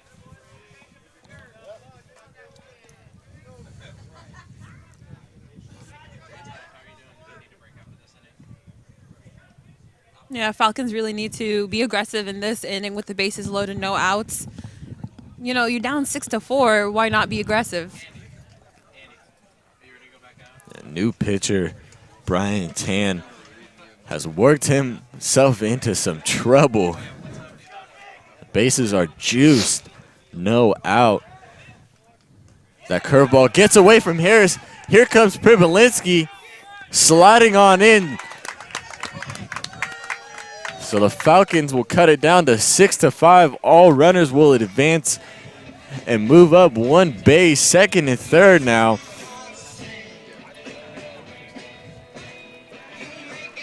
As the Gladiators will have the corners in, middle of the infield back. Almost makes you think if it was a little premature of taking Myers out. He was dealing. He did give up 4, but he was dealing. Yeah, Myers not too shabby. That fastball's fouled out of play. Like you said, just he almost seemed into a rhythm. He had a few hiccups to the Falcons, able to score 2 runs in the 2 innings that the Falcons scored each time, but gets the hook. So Tan will look to at least keep the score where it is now, trying to limit it to a 6-5, hold on to this lead, but Nick Dotson looking to change that as he swings and misses on that breaking ball. 2-2. You have a great job by Dodson for calling timeout and disturbing the time of Tan. Do as much as possible to get him out of his comfort zone. The 2-2 to Dotson. Swing and a miss for the first out. Stay hot, Bert. Up to bat. Shortstop. Number 5. Roberto Diaz. Roberto Diaz will look to stay hot. He's looking to tie this one up for the Falcons here in the bottom of the 5th. 6-5 ball game. See there, worked a walk. Also has an RBI and 2 runs scored on the day. That first pitch fastball in there for a strike. One of the runs we're submitting to ESPN later. Make sure I want to see that email. I want to see everything. So Okay. I'll do it later. He has a chance indeed. It was a really good play. Crafty. That one misses. 1-1. I said it reminded me of Ichiro because he was. Do you remember that one play where who was catching? I want to say it was Red Sox. I don't know. He did something. It was cool, just like what Roberto did.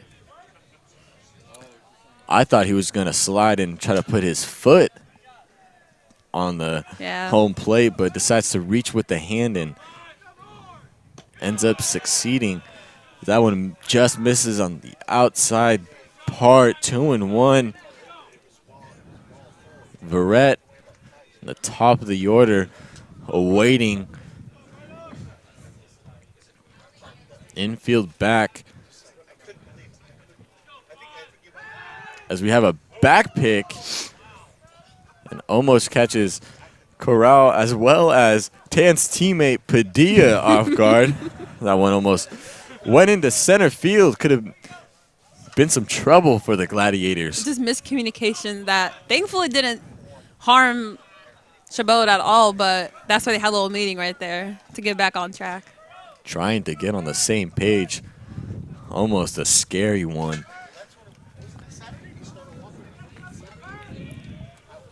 The 2-1 from Tan.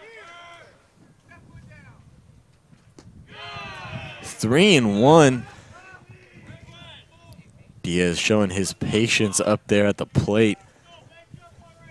And like I said earlier in the game, has been a walk machine for the Falcons. 11 walks on the season. Looking to make that 12 here. The 3-1. Ground ball in there for a base hit, so Krebs will score. Corral gets the nod home. Here's the throw, not in time. Falcons take the lead, 7-6.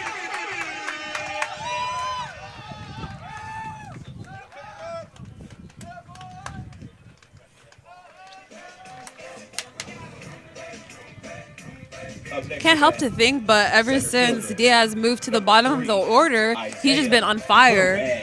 And that's what we've been saying all year. Tyron Salempa isn't going to let anyone get comfortable, whether it's position or lineup-wise. And Roberto, who's used to hitting second, dropped all the way to the bottom, which a lot of people would think is a bad thing, you know, when you get dropped down in the order. But not in this case, not for Roberto Diaz, who's having a night. And you wonder if that took a little bit of pressure off of Diaz. You know, now sitting at the bottom of the order. And like you've said before, almost plays as a second leadoff hitter. That one's in the dirt. Nice block from Harris. Definitely, he almost looks a lot more comfortable at the plate and, you know, able to see some more pitches. as we have another mound visit for the Gladiators. Falcons able to take the lead here in the 5th inning.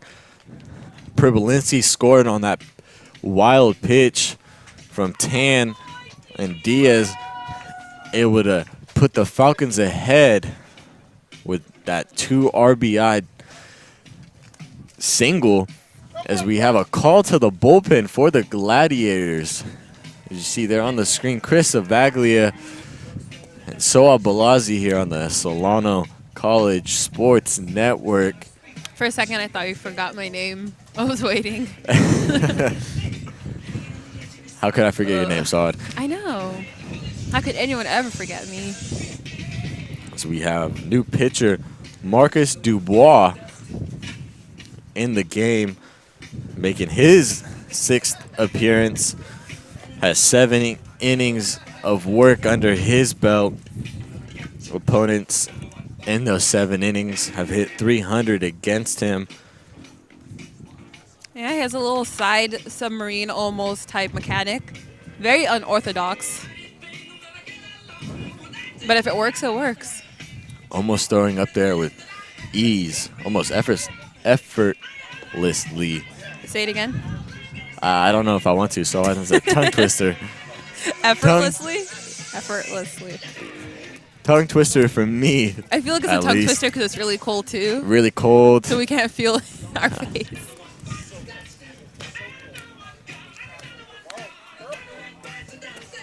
Gotta like the music here. Yeah, it's keeping me hype. If it wasn't for the music and the sound effects, I'd still be here, but definitely keeping the game a little more upbeat, especially with the weather, because the weather can definitely change someone's their not their opinion, but their attitude, you know? So we are ready, as Isaiah Verrett will go ahead and step in, as the Falcons now had their first lead of the day.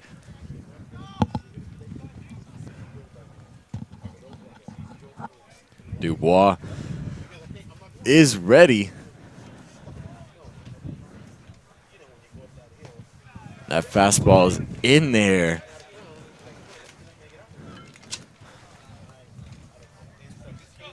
One and one.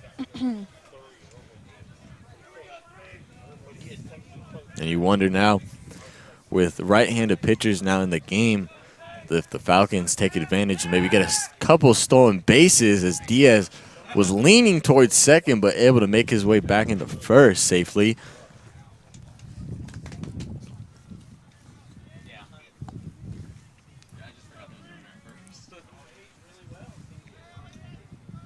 Yeah, I think Roberto's gonna at least try to steal in this at bat. As Diaz once again back in safely, but if he doesn't get had off. cement feet as he stood there almost thinking about second once again.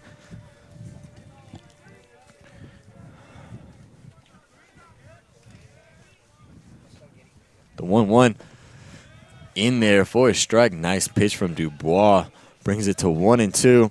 And Diaz might want to rethink that stolen base, as runners against Harris are not that well, as out of 6 stolen base attempts, he's caught 5 of them. Whew. As Diaz is back in there. They definitely think he's going to steal, though. 1-2. You could see a pitch out here from Dubois. I actually want to see Verrett bunt here. There's only 1 out. You're up. They've been playing small ball against you. Why don't you do the same? The 1-2. And catches Verrett doing a little window shopping. Just want a clarification on where that hit. 2 down now. You know, I hadn't realized there was 2 strikes on him, so I take back what I said about bunting. Next to bat, left fielder. Cody Gregory looks to extend the inning for the Falcons.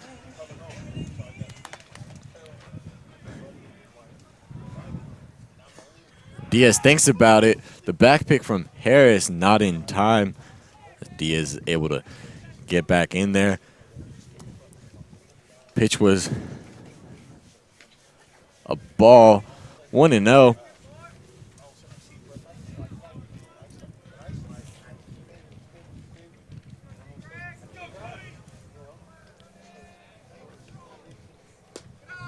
That one misses at the bottom of the zone.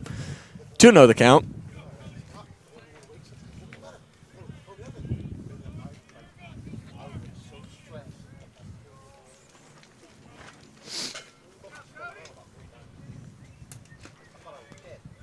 In there for a strike. Just caught the inside part of the plate. Yeah, if there's a man that they want to cool down, it's going to be Cody Gregory. He's just been on fire today. Diaz goes, pitches a ball. Here's the throw from Harris, and Diaz with a slide, but he is called out to end the inning. Questionable call as the umpire walks away, so that'll end the inning. Falcons able to take the lead for the first time today as we head to the top of the sixth. This is Robbie Rogers. Thanks for watching the Solano College Sports Network.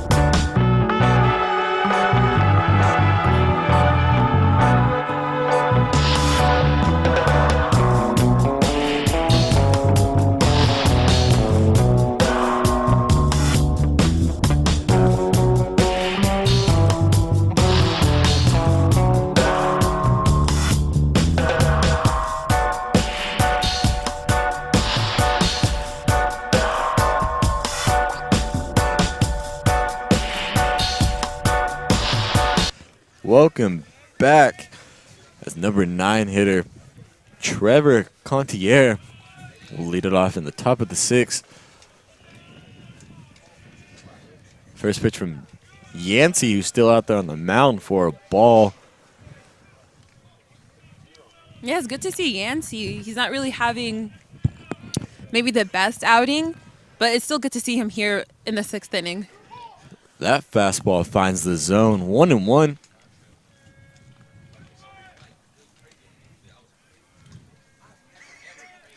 Yeah, looking in the bullpen, Keegan Wallen is getting warmed up. So if Yancey gets himself in a pickle as he retrieves that comeback and number 1 is retired, you're going to see Keegan on the mound.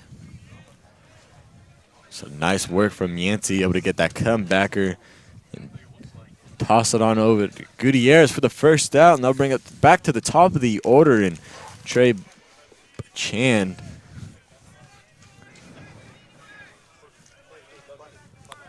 One for 2 on the day. As he thinks about the changeup, checks his swing, 1-0.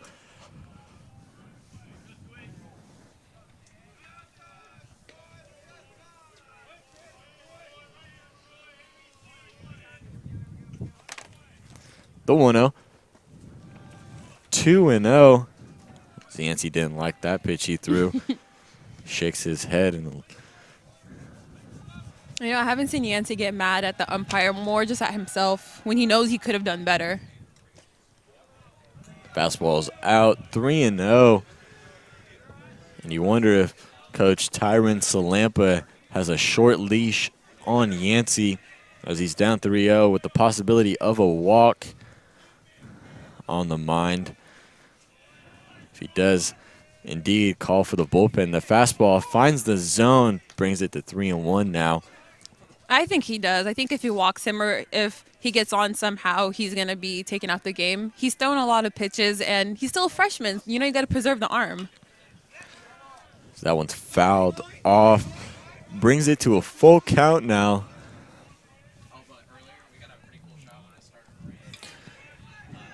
And Corral hugging the line at third as he's had enough of the ground balls get past him down the line. The 3-2 from Yancey, and Chan able to reach out and just get a piece of it to stay alive.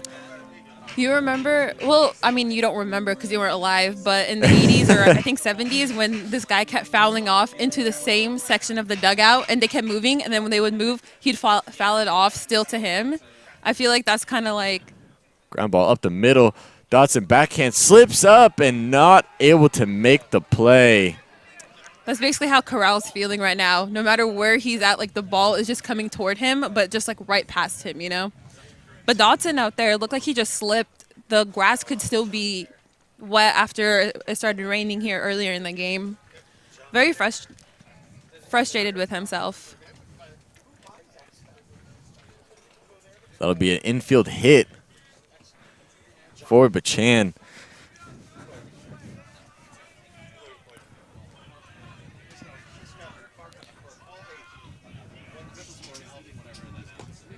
Back pick from Denning.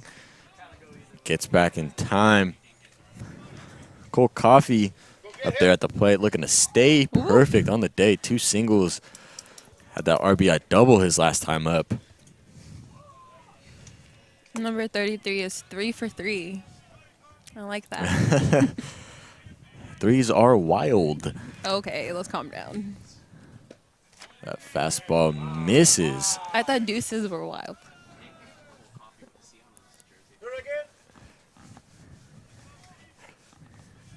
But you got it. Threes are wild, and he's 33. I mean, he's 3 for 3 on the day. Threes are wild.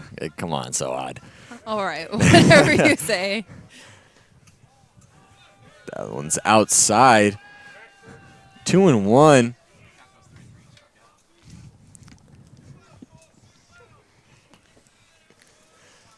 Could see a hit and run here for the Gladiators. Yancey sets. But Chan's leaning. Does not go. Popped up. Gutierrez has enough room and corrals that one for the second out. Not only do you have, you know, your obvious manager, your coach, but you also have your teammates as your coach. You also have the fans in the stands as your coach. So no matter what, there's always going to be someone telling you what the play is. So 2 down now with DH David Langer looking to extend this inning. Runners on first. Fastball at the belt for a strike.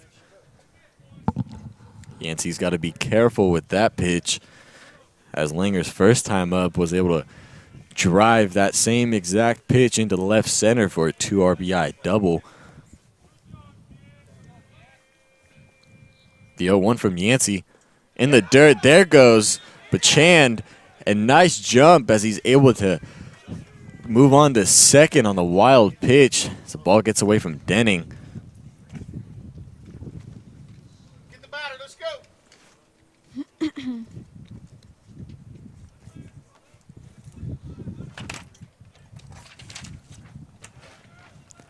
Yancey looking deep into the eyes of Denning, looking for the sign. Sets and delivers. Fastball just off the black. That sounds like a teen novel. Looking deep in the eyes of Jared Denny. 2-1 the count now.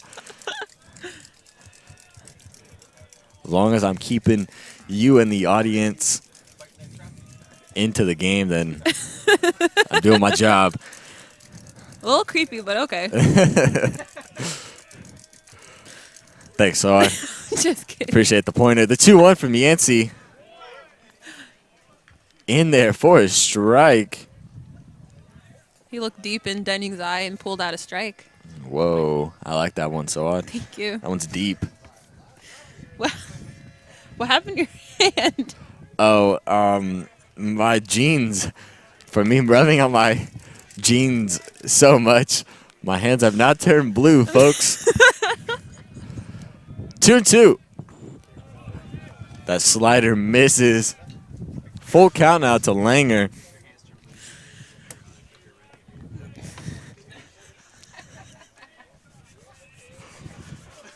Yancey has a base to play with as he's getting some signs from Diaz over there at short.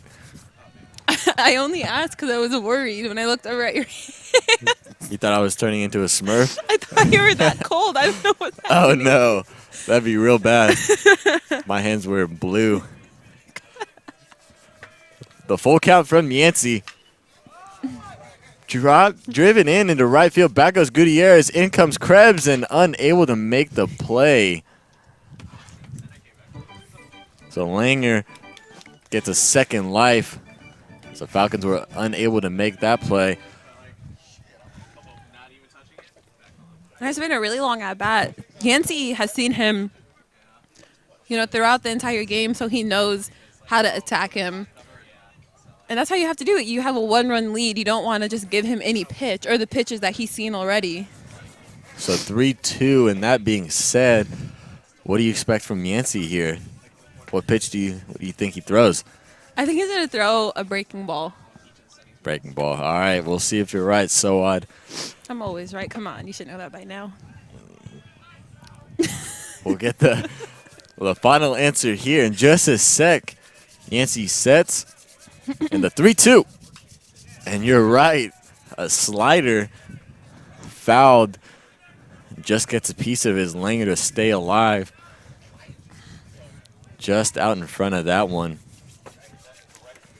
Yeah, the second base. I know where the camera's supposed to be focused on the runner, but I keep looking at the umpire and how comfortable he looks.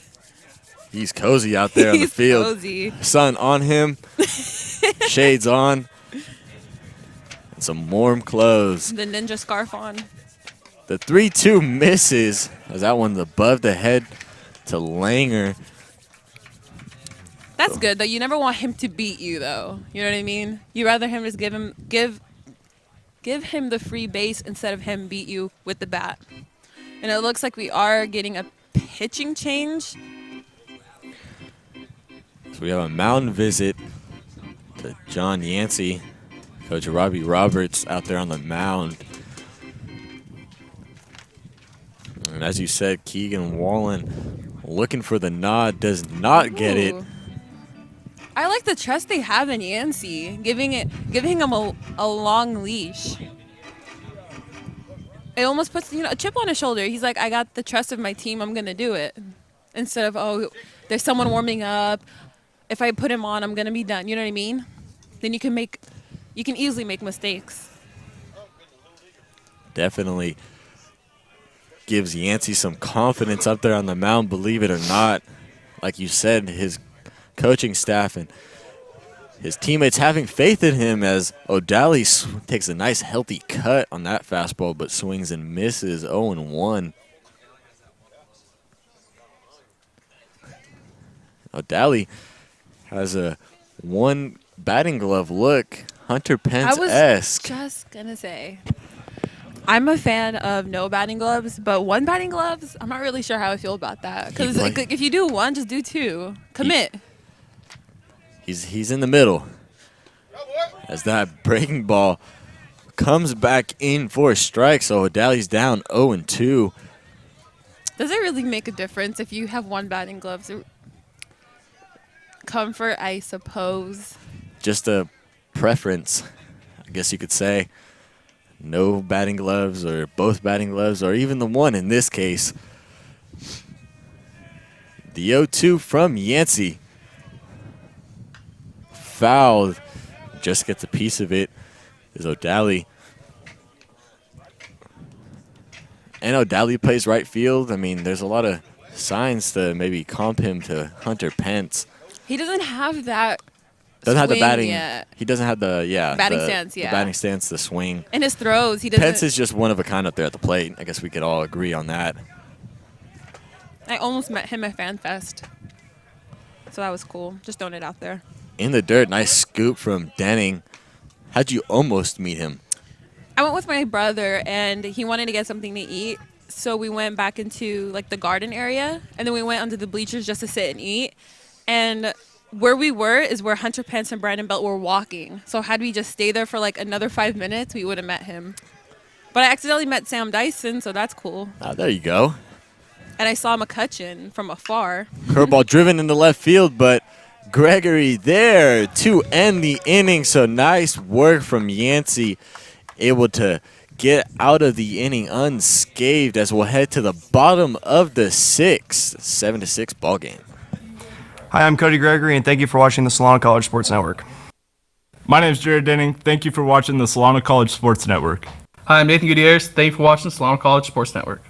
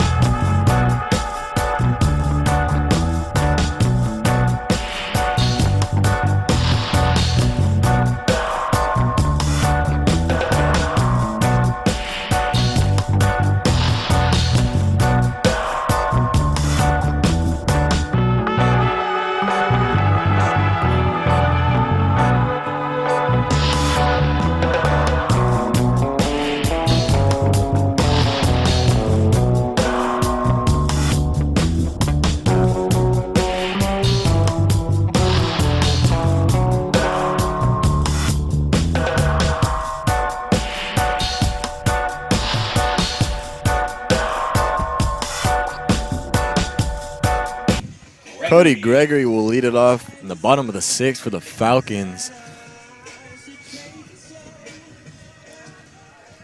Looking to stay perfect on the day in the 7-6 ball game. The first pitch fastball from Dubois in there for a strike. 2 for 2 with 3 RBIs. That's a line that I want.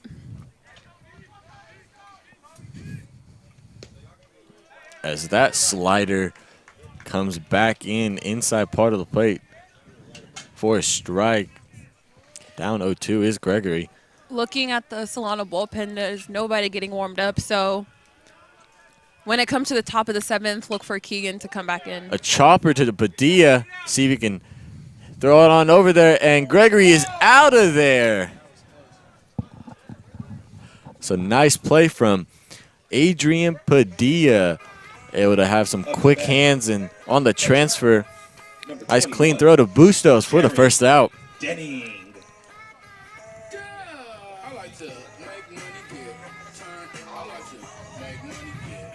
Yeah, Jared Denning 0 for 2 with the walk. He's been relatively quiet this game. Looking to change it in this at-bat. That first pitch from Dubois is in there. Yeah, he's been efficient since coming into the game, relieving Tan. Working quickly. 2. That one's out of the zone. Just want to say a little shout out to all the players out there without sleeves. They obviously don't care if it's cold or not. That's lined into right field for a base hit. Well, I can see Dubois not wearing sleeves though because he's a pitcher, and pitcher a little bit more finicky when it comes to what's on them. It might be a little uncomfortable, something like that. I mean, you can attest for that. You were a pitcher. Yeah, to be honest, I'd rather have no sleeves on the mound rather than working with some long sleeves. Like I said, preference is all about it. So Denning gets his first hit on the day. As that first pitch to Gutierrez is low. Yeah, when I interviewed Gutierrez for the Best Buy Player of the Game, I asked him if he was expecting to hit the second home run, and he said no. He goes up to the plate as he takes that for a ball. He looks up to hit liners, to just get on base. He doesn't really look to do much. So it just shows you what kind of a player he is and the power he has. As he lines that in to right field for a base hit. Backhands it is O'Daly. On his way to third is Denning. Gutierrez rounds first. Thought about going to second, but heads up play from O'Daly. making the throw to the cutoff man Busto. So runners at the corners for the Falcons, threatening again with Pribolinski up at bat. Just like that, like he said, he looks to hit line drives or even bloopers, not really home runs, but that was a beautiful line drive. And good base running by Denning to round second and head to third. Now runners on the corner, only one out. So Gladiators are looking to induce that double play to get out this inning.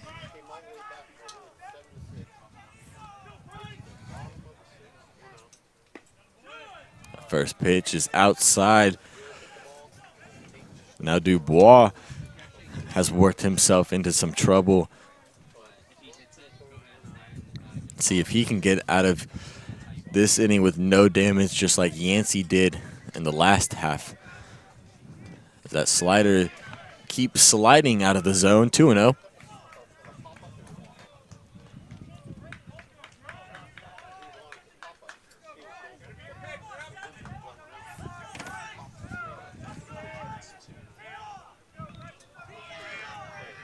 The 2-0. Chopper left side, but foul.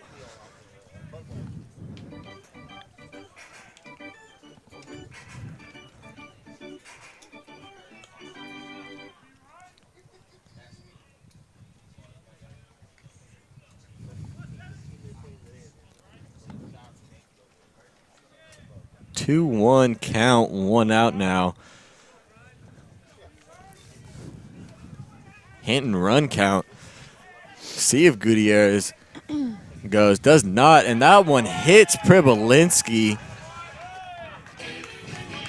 right at the 7 on his back. So bases will be loaded here with Kyle Krebs.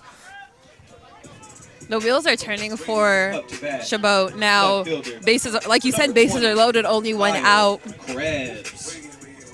Kyle Krebs now stepping up to the plate, 1 for 3 with a double and a run scored.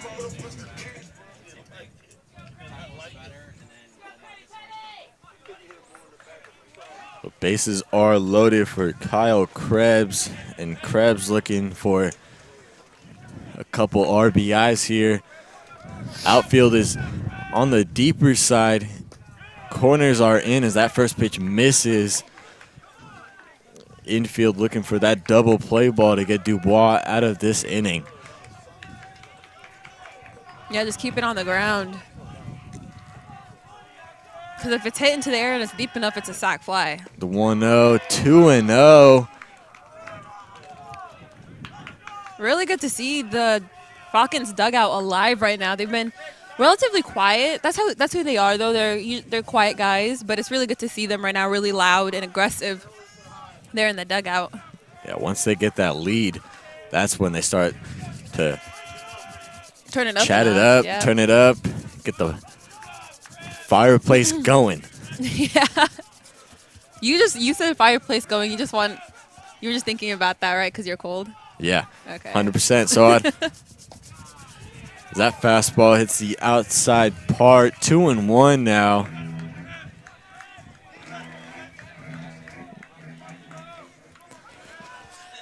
We need to invest in scarves and gloves and fuzzy socks. Need a comforter to bring out here. As Krebs just misses that one. I'm actually looking into the stands right now, and I see Nate Gutierrez's girlfriend, Val, and she has a blanket on, and that's how I want to be right now.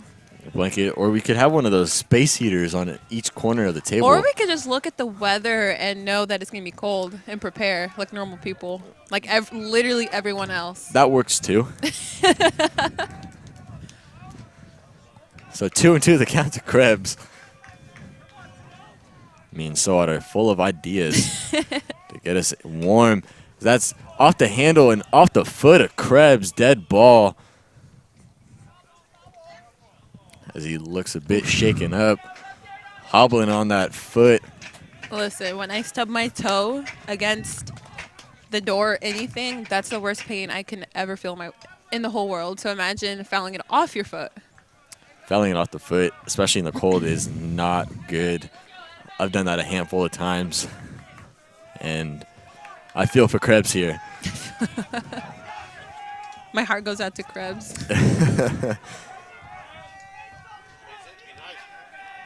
Krebs calls for time. Waves off. It almost looks like the home plate umpire was waving to Dubois. To get his attention, hey, timeout. Don't Looked throw. like he was waving as a kind gesture to say hi, but Okay. as that one's lined into right center for a base hit. Denning will score. Here comes Gutierrez. Privilinski on his way to third. So a 2 RBI single from Kyle Krebs extends this lead for the Falcons, 9-6. Dubois was in the game. He had everyone in check, and right now in the bottom of the 6th inning, just the tables have turned against him. So nice base running from Privilinski. Able to get a nice jump on that liner to right field. Puts runners on the corners for Aaron Corral, looking for his first hit on the day. Has walked twice and scored twice on those walks. First pitch from Dubois, slider in there for a strike. From his line, like you said, he walked twice and scored. That just shows you that the Falcons are capitalizing on the free bases given to them. So hopefully, here Corral wants to hit, though. He wants to hit. But if he just could get on base and just keep the lineup moving, that'd be fantastic for the Falcons. Wants to join the party indeed as he swings and misses on that fastball, down 0-2. But just this game alone, he's definitely improved since the last time we saw him with all the strikeouts.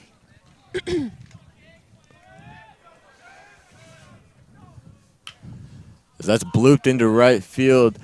Foul. So able to stay alive. Corral had one hit in the Tuesday win against the American River Beavers. Falcons in that game, 17 runs along with 22 hits. Yeah, but in that game, he had 3 strikeouts. As that one hit something, home plate umpire calls time. I think that hit off the handle of Corral, so he stays alive on that check swing, and also hit Harris behind the plate. Home plate umpire gives him some time.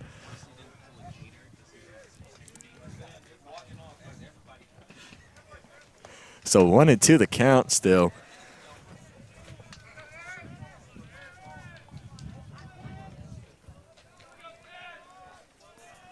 And now we're ready.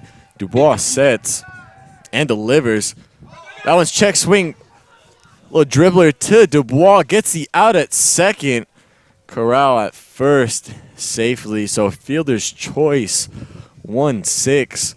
As there's 2 down now. Up to the plate. Second baseman, number 4, Nick Dodson. So Nick Dodson looking to extend the inning. Drive in Privilinski at third. Corral at first. 2 down. First pitch. Fouled into the netting. 0-1.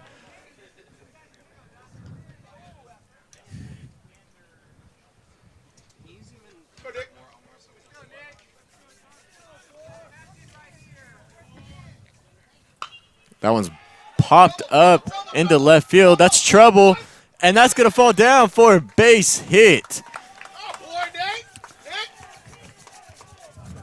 So that ball's able to find some room and bloop down in as Contier was playing deep out there in left field, and Padilla, unable to make the play, brings this game 10-6 on the RBI double from Nick Dodson. Yeah, Problinski easily scored on that, but nothing much you can do on that because it was really a no man's land kind of play, but they recovered quickly.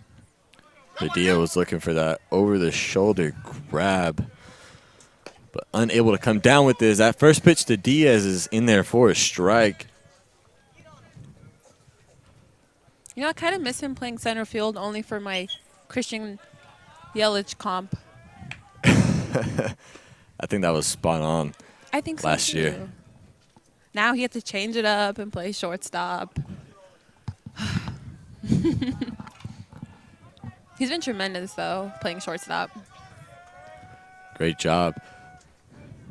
And Diaz, indeed, sophomore now. That fastball hits the black on the outside, brings it to 1-2.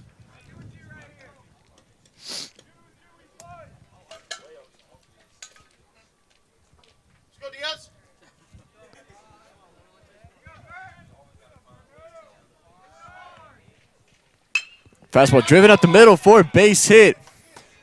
And Corral's getting the wave.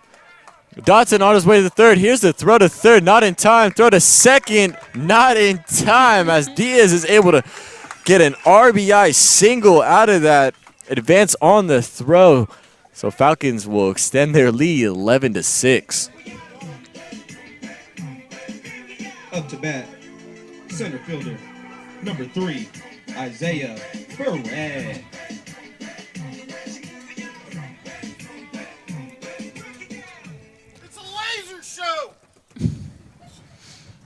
So now we have a mound visit, and it looks like we have a call to the bullpen as well for the Gladiators, as Marcus Dubois is done for the day.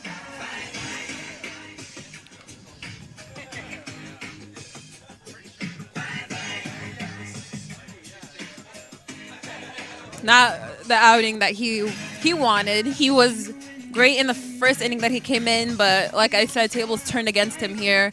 And like we heard from someone in the stands, it's a laser show, and that's what it feels like. It's just nonstop, constant line drive base hits.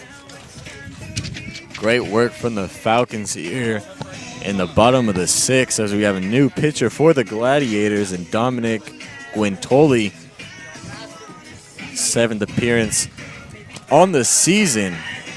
7 2/3 innings worked. 8 walks given up. So Falcons looking to keep that going. Yeah, they started the first inning coming into the bottom half down 4-0. And now here in the bottom of the 6th inning, 11-6. Yeah, great work from the Falcons, showing that adversity to overcome that deficit.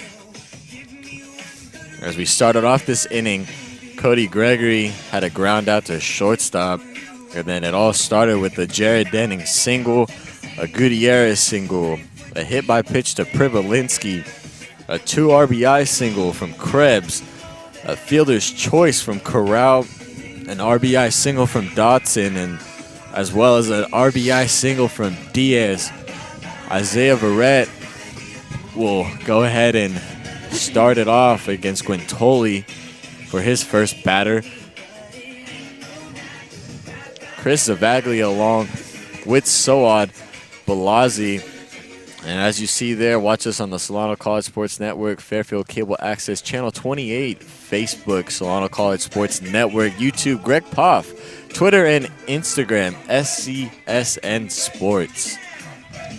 Great job, Chris. Thank you, Soad. So 2 down, runners at 2nd and 3rd. I'm going to recycle a quote that I said yesterday, but Yogi Berra, it's not over till it's over. Even when it feels like it's over, it's not. First pitch from Guintoli, ground ball to Rourke over at 3rd, to Bustos to end the inning. So Falcons able to extend the lead 11-6 after 6 full. We'll head to the 7th inning.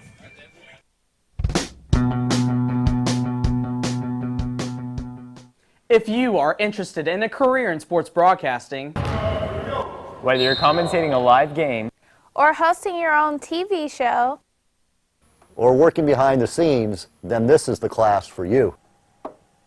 For more information, contact Greg Poff, that's me, at solano.edu. We hope to see you here next semester, and remember, It's more than just sports, it's an education.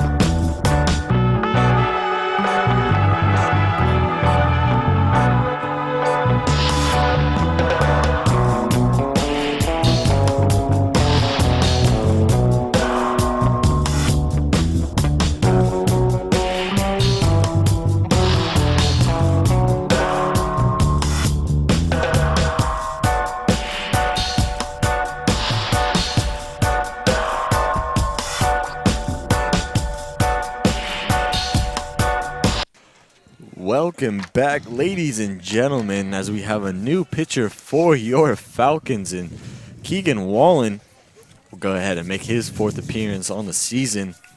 Freshman, 6'1" at a Lincoln High School.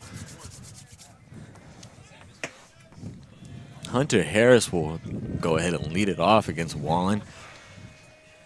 First pitch popped up, and calling for it is Gutierrez, and makes the catch for the first out.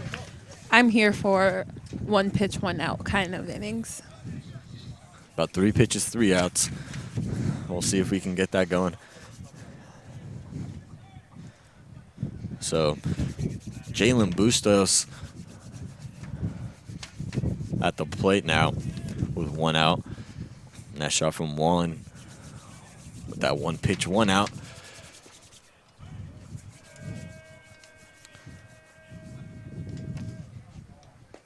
Oh, that one's in there for a strike.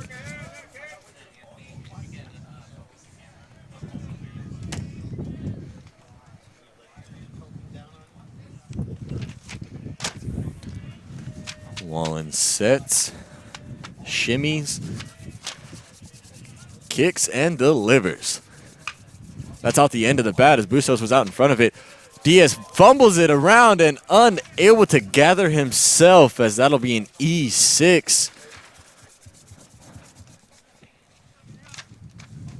So Bustos able to reach on the air from Diaz, and that'll be Diaz's 6th error on the season.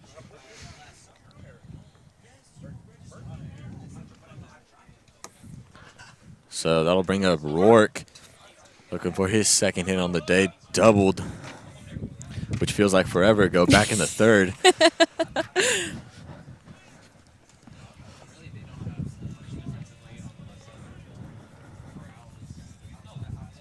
Wallen sets, quick pitches, and that fastball is in there for a strike.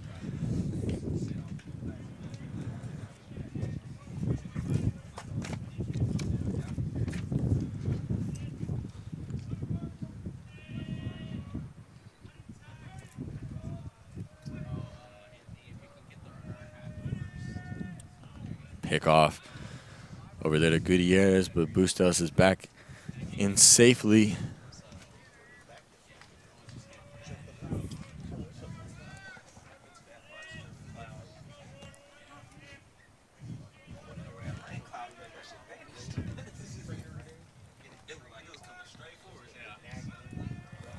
Wallen sets.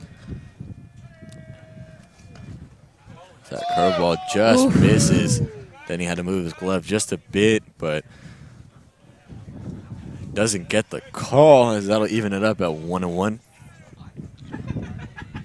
It's a good pitch to miss, though. It could have gone either way. Just went to the hitter today. Wallen peeks over to first and sets the 1-1. Blooped out there in right field, and 4th. Foul ball. Has some action in the bullpen for the Gladiators. Can't quite get a number, but we'll get back to you guys on that one. And the Falcons have someone up in the bullpen, and it looks like Jordan Chana, who's getting a little bit loosened up. Maybe work his way in next inning or the 9th, as that's a ground ball to Dotson. On over to Diaz, and unable to catch that one is Diaz. It almost looked like Diaz was thinking play before ball. So lost the ball there, but it's okay. They're still up 11-6, so just focus on the next batter and get that out. So runners now at first and second, still 1 out. As Padilla will go ahead and look for his first hit on the day.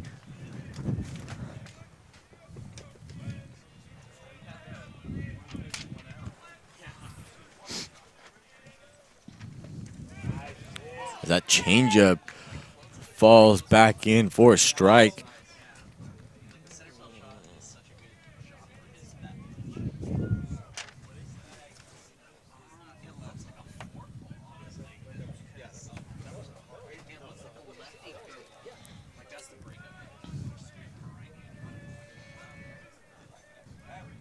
Checks out Bustos at second, and a swing and a miss from Padilla. Down 0-2. Gladiators looking for some instant runs here. They're down by 5 in the top of the 7th. 11-6 ball game.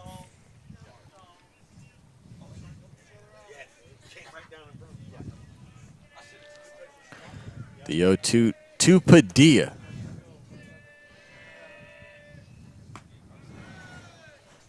At about his chin there. 1-2. We'll see if that was a setup pitch for that breaking ball he has.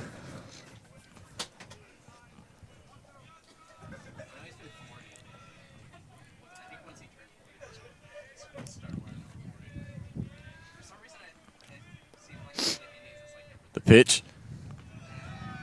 And that's going to be fouled left side.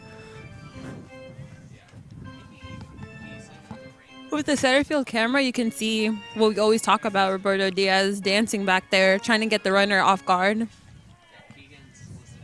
Something that I grew to appreciate. Going in and out of the camera shot. He's giving Wallen some signs there on the mound. Yeah, look at there he is. See him work in. There he is. There he is, and there he goes. And there he is. In and out, in and out. The pitch from Wallen. Swing and a miss from Padilla. So 2 down now.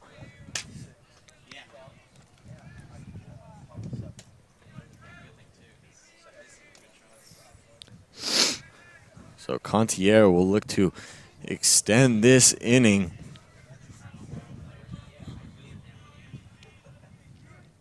Runners at first and second still. First pitch. Low for a ball. Gutierrez is playing back, almost to the back of the infield, and then you look at Aaron Corral, and he's playing in the front of the infield, right on the lip of the grass. Corral may be playing for a potential bunt. That's what I was thinking. Highly unlikely here with 2 out. And a ground ball to Dotson. Looks to go the easy way to Diaz to end the inning. So Gladiators unable to get a run across the board as they had runners first and second. Leave 2 men on base as we'll head to the bottom of the 7th here with the Falcons. Hey, it's Keegan Wallen. You're watching Solano College Sports Network.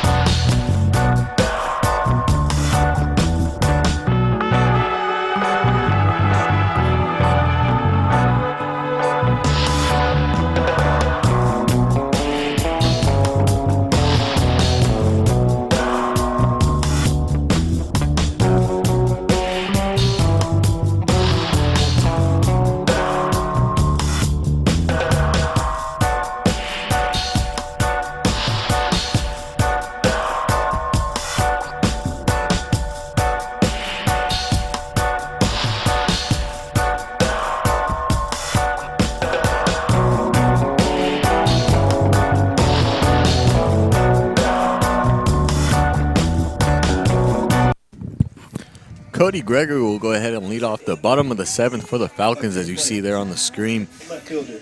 The wind still a big factor here.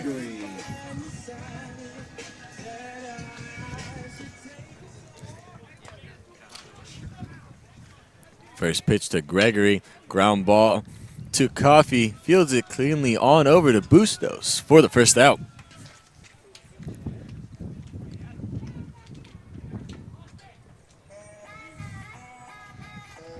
Up to bat, catcher number 21, Jared Denning. And Jared Denning at the plate here with 1 out. That one gets away from Harris. Harris has been great behind the plate. Hasn't let anything get past him. Well, except that pass ball earlier that had Verrett advance to third, which ended up being costly with the inning being huge for Solano.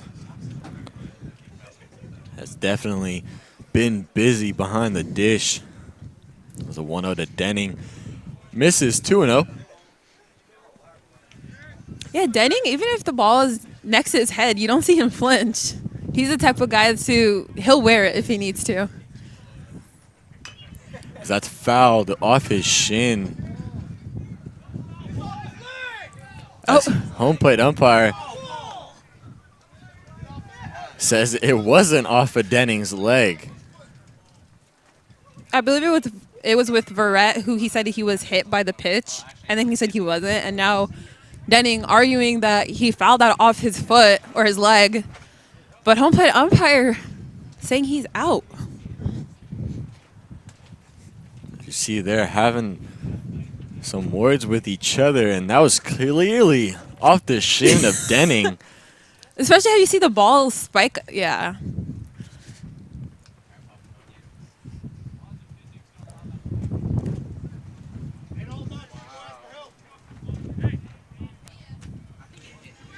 Coach Robbie trying to calm down Denning, who is not happy, and rightfully so. I wouldn't be happy either being called out when it was obviously hit off myself. As Denning has now been tossed from the game. Up to the plate. First baseman. Wow. First toss of the season. Gutierrez. Wow. If someone's that passionate about something, if they're that angry, then you kind of have to think to yourself, maybe I missed the call. Maybe he is right. And, I mean, that was clearly off the shin. I mean, everyone knew it that was paying attention. And I don't know why the umpires didn't meet up with each other. Yeah, a simple meeting meeting would have helped. As you see here helped. on the replay, clearly off his foot, shin area. But Falcons not able to get the call. So 2 out now. That'll be a 2 unassisted on that play. Yeah, Denning's doing the slow walk out of the field. I mean, you have to say something really bad to get thrown out of a game. That one misses 2-0. As you see there, clearly, oh my goodness, ladies and gentlemen. Our producer, Brian Nelson, able to slow that down for us. And even without the slow-mo, we knew it was hit off his leg. Like we said, Saud, everything was there to prove us right, but home plate umpire did not see it. 3-1 the count now.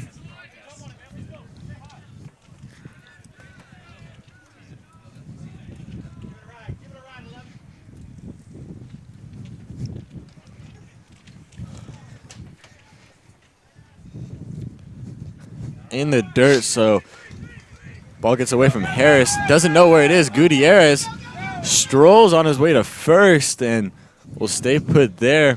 Maybe if he was hustling out of the box, might have worked his way to second. Yeah, it looked like he just kind of put his head down and started jogging to first, and then everyone started telling him to run, and then that's when he started to pick it up, but couldn't go anywhere from there. Had to stick to first. So that'll bring up Bryce Pribolinski. Number 7, Bryce Pribolinski. First pitch from Guintoli. Ground ball, left side, foul. Shout out to Coach Robbie, who did not flinch. The ball was right next to him. And he's up there on the line, sitting at about maybe 60 feet. It's a ground ball to Rourke, fields it cleanly on over to Bustos, keeps his foot on the bag to end the inning. So nice inning of work for Guintoli, able to keep it to where it is as we head to the top of the 8th with the Gladiators running out of time.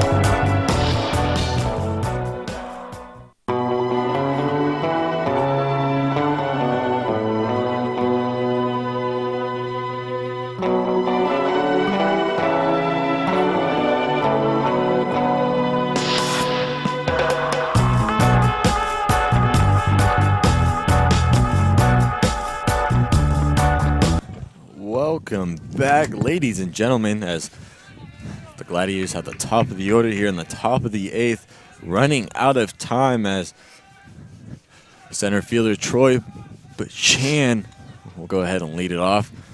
Wallen is still in the game for the Falcons. The first pitch from him is for a ball.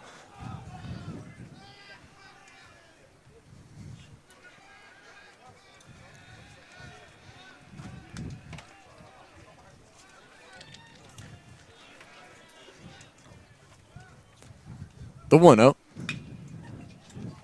Fouled out of play.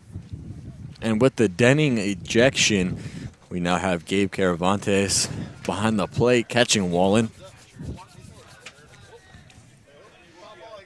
I really want to know what was said between home plate ump and Jared Denning. Because even Coach Robbie told him to, calm down, go and sit down, but not before he could get thrown out. 2-1. You have insiders on the team. Find out. I will, I will indeed.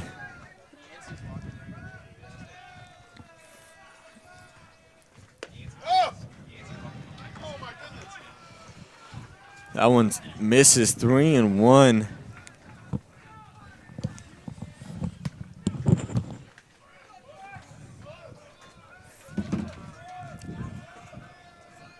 The 3-1 from Wallen. Up in the zone. So Bachan able to work a base on balls, as that'll bring up Coffee. And Cole Coffee, 3 for 4 on the day. 2 singles and RBI double. Going along with the run scored. Looking to add to his resume. First pitch from Wallen to him is for a ball.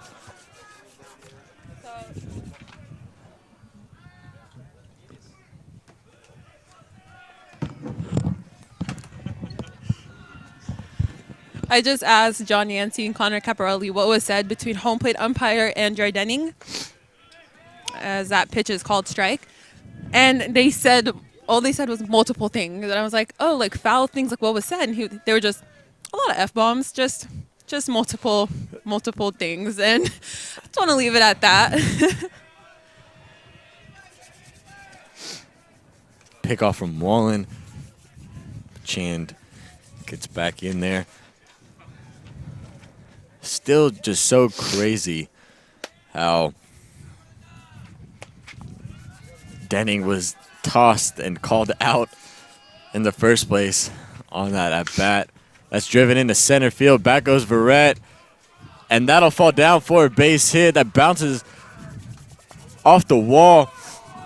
And Bachan will stay put at third as the throw in from Diaz is on the money. Great relay by Roberto Diaz. Great job by Verrett to get to the ball and then throw it into Diaz, and Diaz to throw it in to Caravantes at home to keep the runner from scoring. So nice piece of hitting for Coffee as he gets his 4th on the day, his 2nd double. Yeah, Coffee's hot today. Hot coffee? Yeah. But it's nice little joke for you guys listening in, and that'll be Coffee's 6th double on the season. They don't call me the pun master for nothing. No one calls me that. That fastball finds the inside part for a strike. Langer with just one swing of the bat could get the Gladiators back into this game. The Falcons are playing back. Would give up a run for an out. As we have a step off from Wallen as Bachan was playing cat and mouse game with Wallen up there on the mound.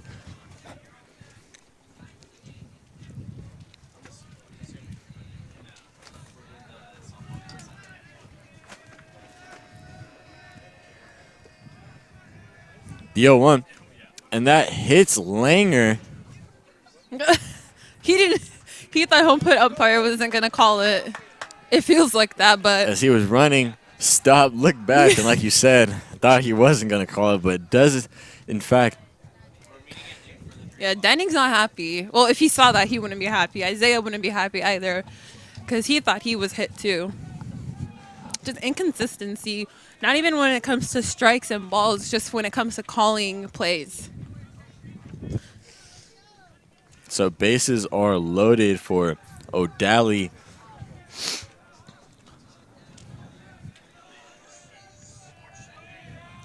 Looking to get the Gladiators back on the board. Have been scoreless the past 3 innings of work.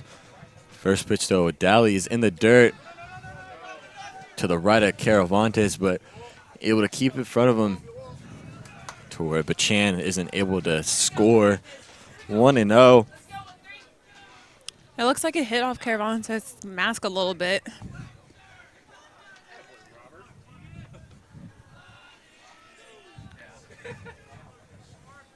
Caravantes with some big shoes to fill with Denning ejected. Oh, you know what size he wears? I don't. That's driven into center field. Back goes Verrett. And that's going to hit in front of the wall, so 1 run scores. Here comes 2. And Langer stops at third, so a 2 RBI double for O'Daly puts the game 11-8 now, Falcons. He didn't want to stop. He wanted to keep going, but last minute third base coach put the stop sign up, and you have to respect that, and then he put the brakes on. But he did not want to. He wanted to keep going. And Langer was right behind Coffee.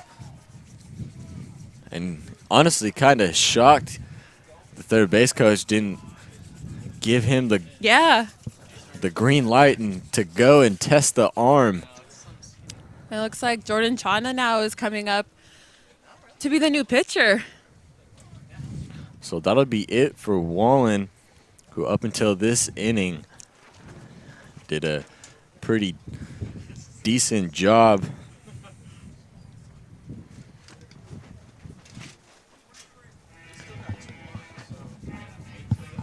So 11-8 ball game. Falcons still no outs. Runners at second and third from the 2 RBI double.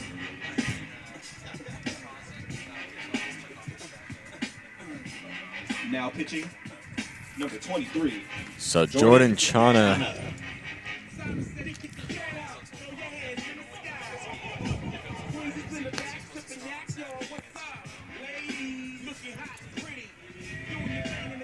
Making his 5th appearance, sophomore, 6'2", out of Clear Lake High School.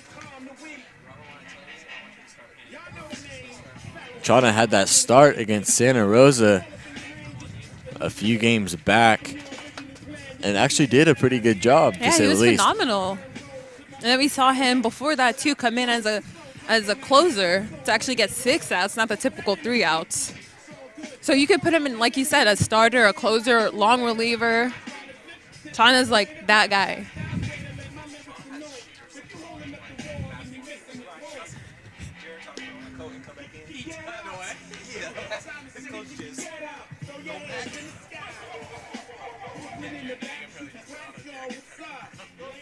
So we're being told that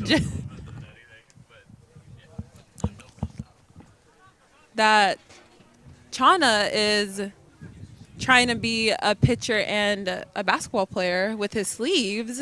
Not usually what baseball players wear, but like I said, all game, to each their own.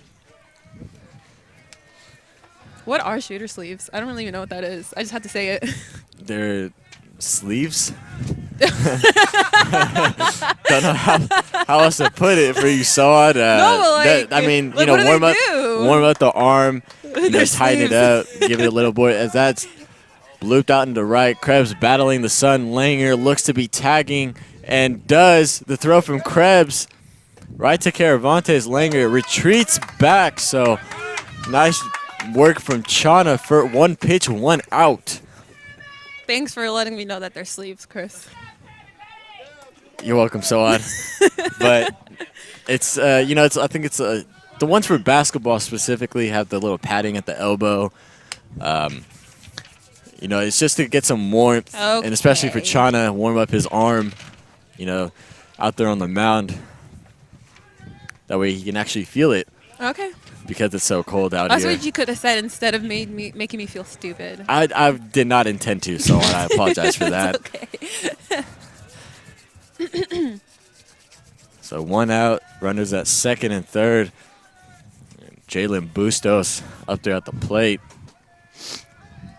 Looking to drive 2 more in for the Gladiators as he swings and misses on that fastball. I'm actually waiting for home plate umpire to tell Chana to tuck in his chain. Yeah, we saw that in the game against Santa Rosa. Which I don't see why there would be a problem, but I guess. Chana steps off. As you see there, Bustos doing a little shimmy up there at the plate.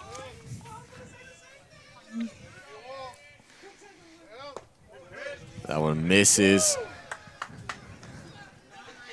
2-1.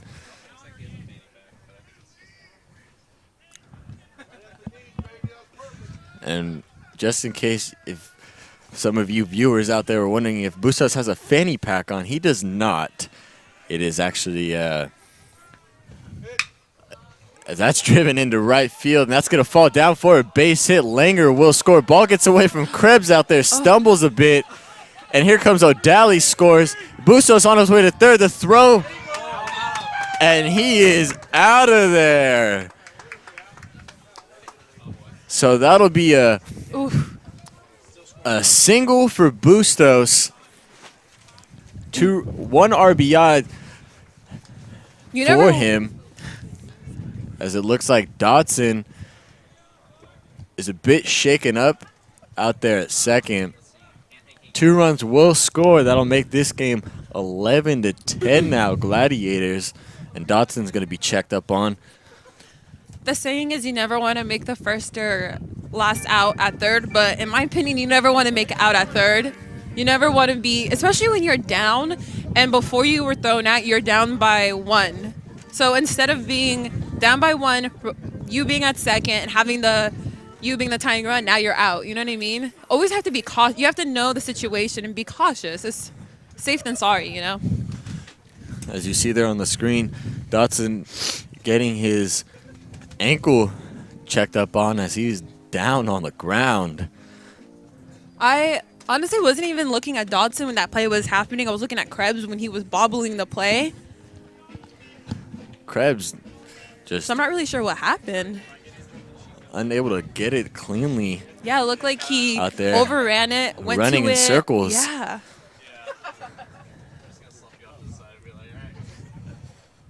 So Dotson looks to be okay. Will stay out there at least for the time being. 2 outs now. Bases are empty.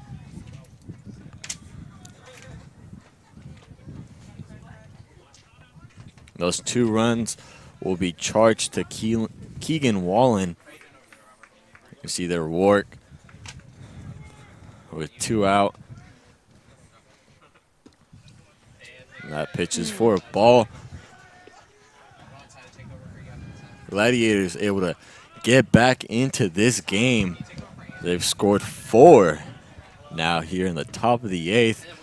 Made it an entirely different ball game.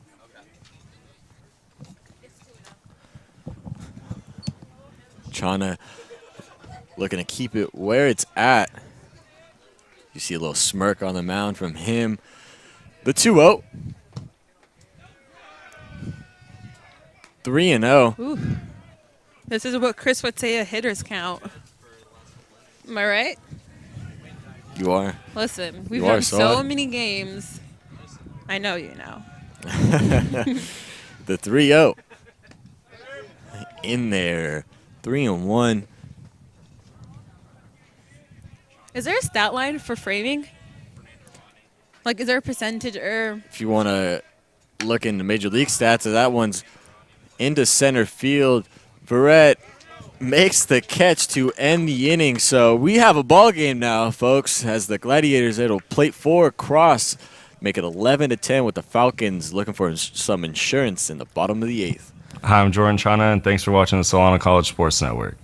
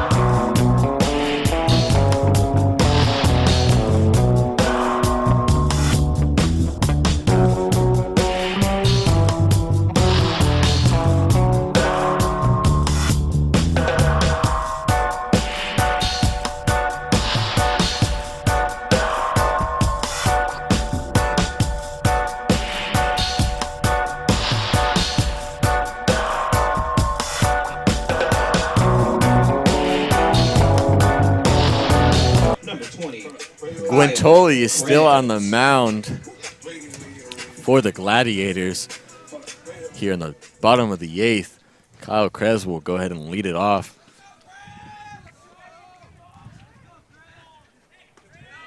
First pitch misses.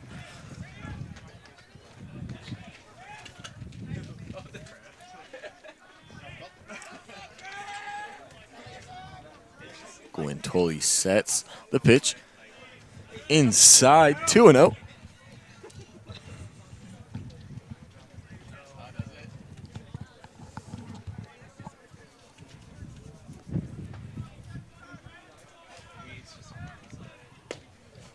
In there, 2-1. And just in case you were wondering, folks, I am frozen solid. Cannot feel anything on my body anymore. Update on me. I can't feel my foot.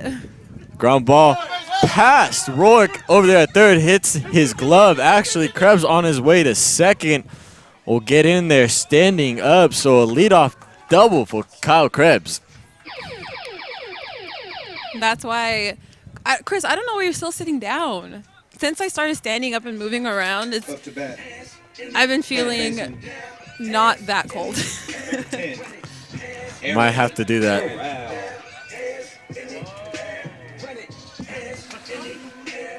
Might have to try that out. So Stop rubbing your hands on your jeans. You're going to look like a freaking Smurf. It's my intention to. Oh, no way. Corral 0 for 2 on the day. Reach on a fielder's choice. His last time up, 2 walks, 3 runs scored. The Gladiators are playing for a bunt, but that first pitch is in there for a strike. Corral doesn't show. So Bustos might want to rethink charging in at first. And Rourke is back at third base, so if Corral does bunt, he would have to go down the third baseline, give himself a chance as he swings, just gets a piece of that one, down 0-2.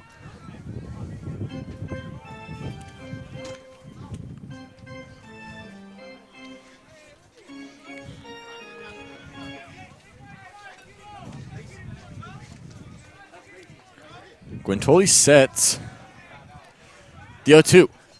Curveball in the dirt. Nice miss right there on the 0-2. Trying to get Corral chasing.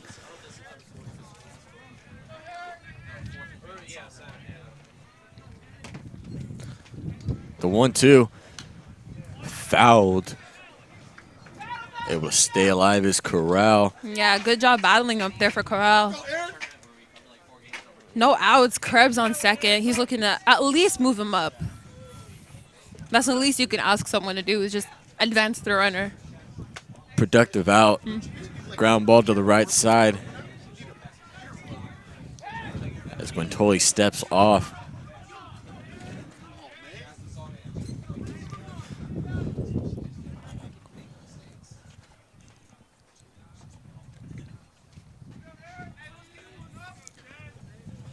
Guintoli sets. The 1-2. That breaking ball hits Corral between the numbers.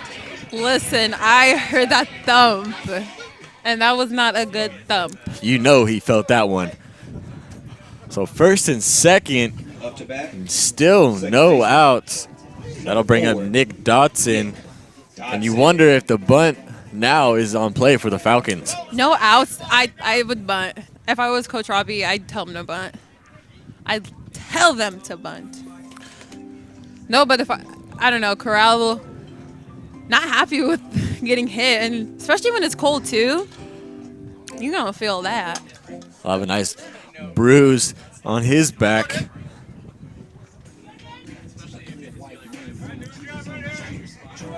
So Gladiators back at the moment, but now we have a mound visit.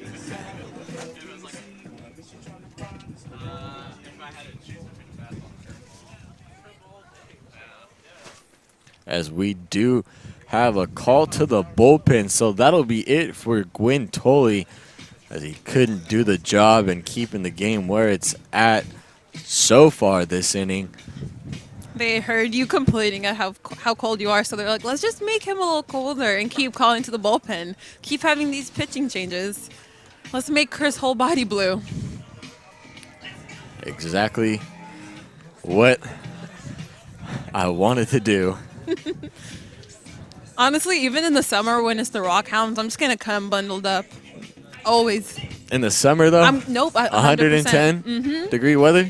I have a shirt and like shorts underneath, but I'll come to the game with like a turtleneck, a scarf, a beanie. You feel me? Fuzzy socks. That seems logical, so I like Some the type of idea. like hiking boots. Just Throws in case everyone it starts off. Snowing. I don't know. I'm gonna be prepared. Throws everybody off. We have a new pitcher for the Gladiators and freshman Logan Katome.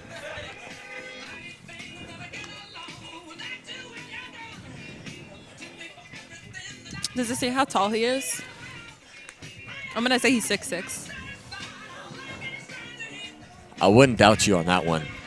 Very tall and lanky pitcher.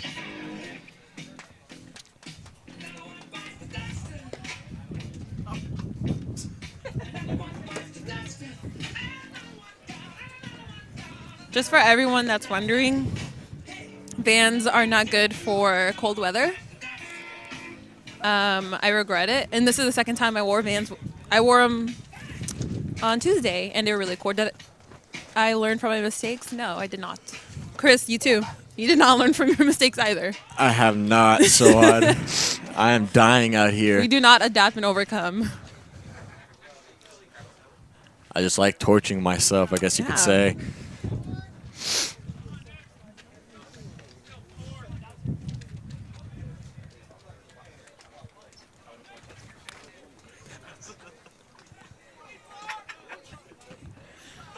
So runners at first and second.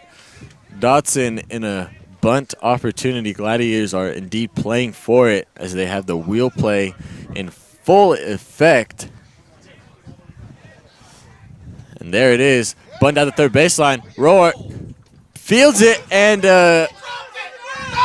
catch from Padilla. And that'll be an out at third. The fans here are not happy with the umpire. All the calls, they've been arguing against it. So Coach Robbie Roberts will go ahead and talk to the field umpire. I feel like he's been out on the field all day talking to these umpires. As you see there on the replay, the bunt from Dawson. Nice play from Rourke. And if you see here, are we able to get it on the... It looks snow-coned. To be so honest, it looked like from it the was camera snow-coned. angle, couldn't quite get the entire picture in. Maybe a slight possibility of the snow cone, like you said, so odd. And they're still going to call him out. At least they asked for consensus with the other umpire instead of having it just, stand. That's all you can ask for when a play like this happens. You want to have at least some type of communication with someone else so you can confirm it. So that'll be a fielder's choice for Dotson, unable to get the job done. Those runners are still at first and second, now with 1 out. As the wheel play was successful for the Gladiators. First pitch to Diaz in there for a strike. Umpires, they don't want to be wrong. So when they do talk to each other, it's more likely going to be call stands because they don't want. Unless it's blatant. Unless it's blatant, of course. But course. if it's kind of a play like that, they're just going to make the call stand because you never want your partner to look bad or like he's not doing his job correctly. So I'm not really surprised that the call stood. Because it wasn't really, to me, it didn't look that obvious. It looked like it was almost snow coned. That one swinged and just gets a piece, but into the glove of Harris for the second strike. Starting to sprinkle again. And maybe if we had the MOB, replay, source, maybe able to get that call right, but we don't. Here at Solano Community College, as that one misses. Nice block from Harris, brings it to 1-2. Like calling into New York and saying, oh, I see. They just need to call me. I'll let them know. Am I going to be biased? Maybe. All calls for the Falcons, so any visiting team coming here, good luck. The 1-2 to Diaz. 2-2. Good eye. Good eye is an understatement when you're talking about Roberto Diaz, though. He knows what his pitch is, and he knows how to work the count back his way. The amount of patience he shows up there is That's why he has 11 amazing. walks. That's why he leads the team in walks. And his on-base percentage, his average is 286, but the on-base percentage is skyrocketing now after this game towards 500.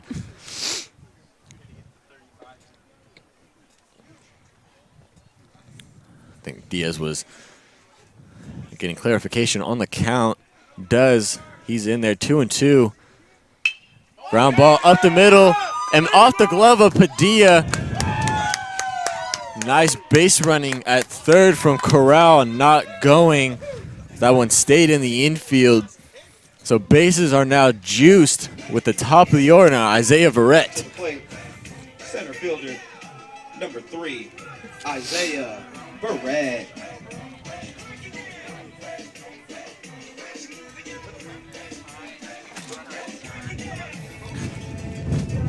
So for Diaz, that'll be his third single on the day.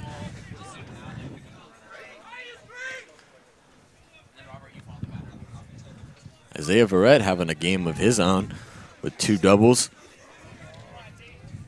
I just clapped my hands and they stung really bad. I could only imagine everyone that's made contact with the bat. Like I'm really crying right now. My hands really hurt, and all I did was clap. A swing and miss from Verrett, and Corral thinks about it and doesn't quite get far enough away from Harris behind the plate as Catone was covering. So runners will stay put. To me, that was a great play by Corral, staying put, because Harris spun around on the ground, got to the ball quickly, and you're up by 1. You don't ever, not today. Corral is smart for that. You hear everyone in the bench, not the bench, but the stands, go, go, go, back, back, back. So they didn't even know. Only way he's able to score on that one if he gets a good jump. And he didn't really get a good jump. Once you hesitate, that's where you find yourself into some trouble. That one is low, as Harris will go ahead and talk to Catone.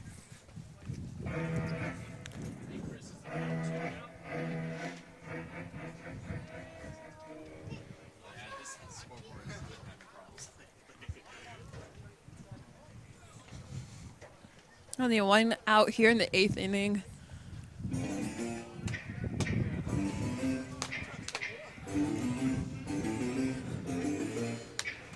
So Harris back behind the plate. We're ready. Verrett ready. 2-1 the count.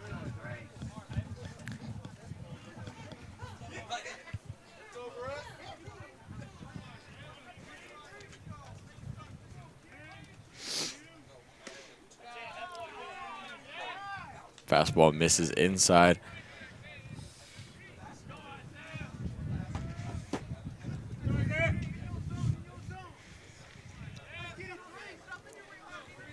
Tone sets the 2-1.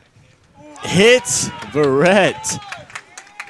So Verrett gets an RBI hit by pitch as the Falcons get some insurance on the board, 12-10 now.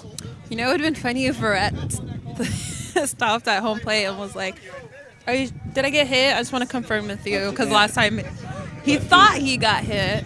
Well, actually, I'm glad he didn't do that, because he would have been thrown out immediately. I remember a game with the Giants. Brandon Crawford was called out because he didn't touch second base. Like, he had tripled or something. And his next at bat, he grounded out, but he stomped on first base and was thrown out. A little statement. So corners are in for the Gladiators. Middle of the infield will play double play depth as that curveball's in the dirt, blocked by Harris.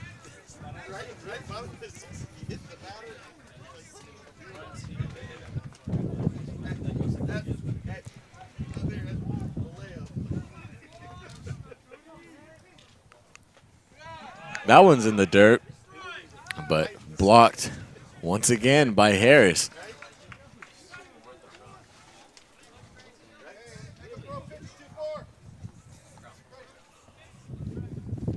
Two 2-0 the count to Gregory, as Catone does not want to get further behind. The 2-0 in the dirt once again, 3-0. That puts a lot of pressure on the Gladiators. You don't want to walk in a guy in this big of a game. Especially after you hit in a guy. Just like you said, they're playing double play depth, so just have something on the ground that they can turn two on. The 3-0, that 3-0 pitch is in there for a strike.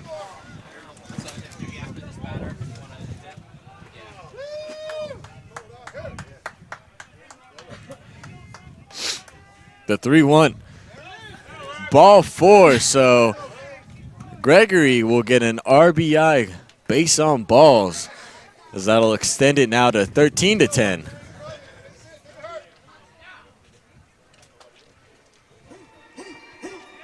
Up to bat, number 13. So that'll be Gregory's fourth RBI on the day, having himself a day.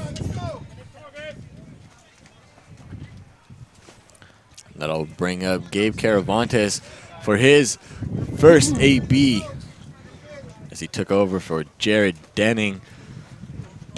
That feels like years ago that Jerry Denning was thrown out. Conference on the mound. Once again, Harrison, Catone, and the infield trying to get on the same page, wondering where they'll go if a ball is indeed grounded in play in the infield.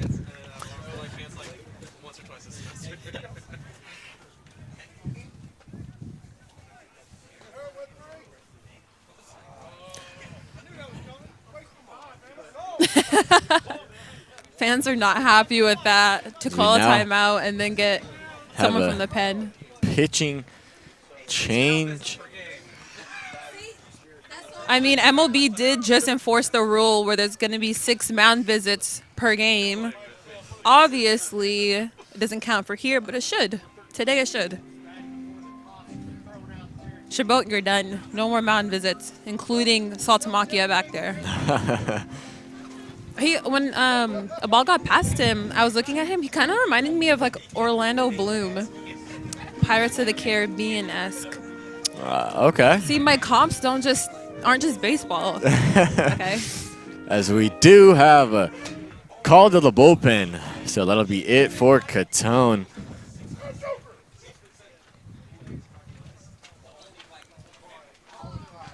As Chabot is just taking their sweet time out there on the mound.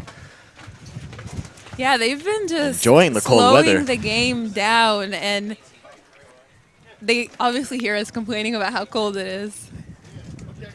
But at one point they were down by 1, and now 13-10, down by 3. So I feel like they're just trying to just slow it down for the sake of them, you know.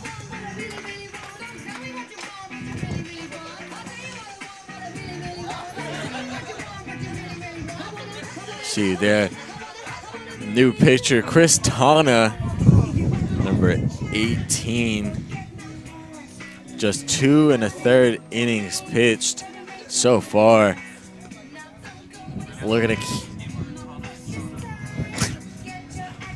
keep this game where it's at. 13-10 here in the bottom of the 8th at Billy and Louise Yarborough Stadium. Shout out to Brian Nelson for saying this.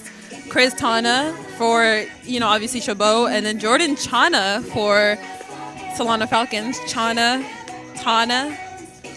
You don't get it, Chris, but whatever. I do get it, Todd. I do. Chris, I think you just need to stand up. You know what? I might have to just stand up and start moving and dance to, partake the Spice Girls. in the standing up. You see on the screen. There's Mario Ochoa. He was dancing earlier. Look at him. Okay. Wow, he's done. I remember, I want to say like last season, White McCampbell was dancing. It was the best.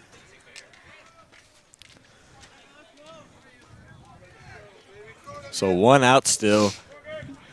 And Caravantes at the plate. His first AB on the day. First pitch misses low.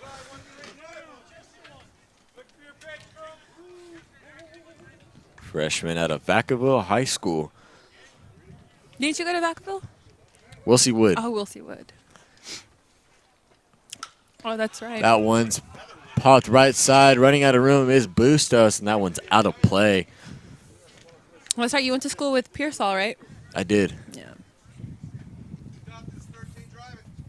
Did you guys play on the same team? Did you play baseball in Wilsey Wood? Yes. I played my junior and senior year with him. Great guy. That one's grounded left side foul.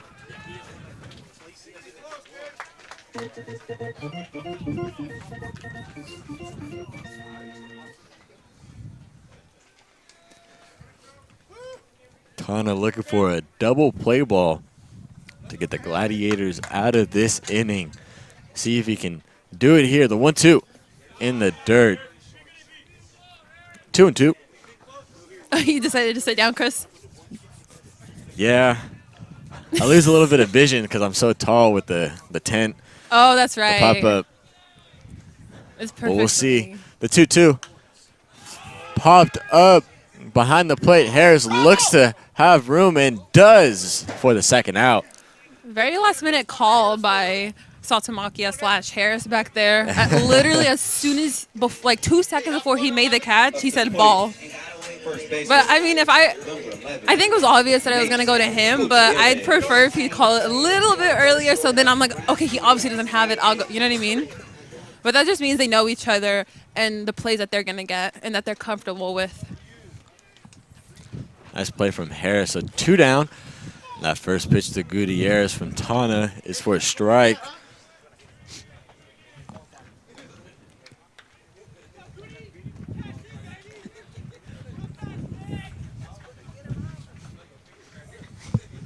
Swing and a miss from Gutierrez. He's down 0-2 now. Looking to add some more insurance for the Falcons. See if you can do it here. The 0-2 ground ball on over to Coffee to Bustos to end the inning. So Falcons get a little bit of insurance here in the bottom of the 8th as we head to the top of the 9th. Gladiators last licks.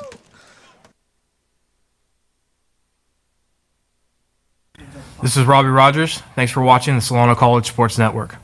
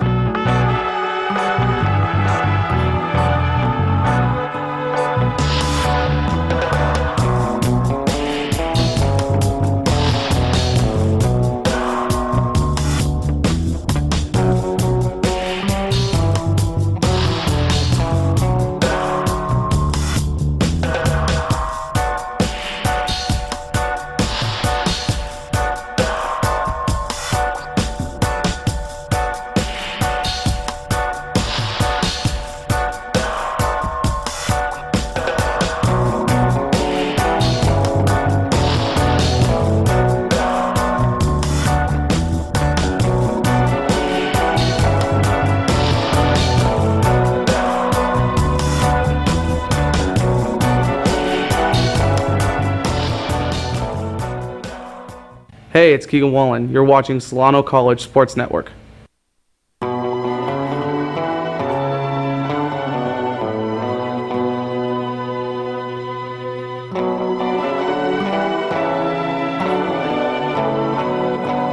Welcome back as the Gladiators will look to tie this one up here in the top of the ninth. New pitcher Nate Gutierrez in the game now. Pribolinski will come out of his DH spot and play first base. Gutierrez obviously from first to pitching.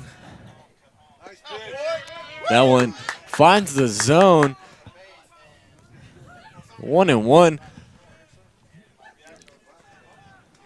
As you see there in the background, Krebs just got some sunglasses from Verrett out in center to help him battle that out in right field. If he does get a ball, and a swing and a miss from Padilla. 1-2 the count.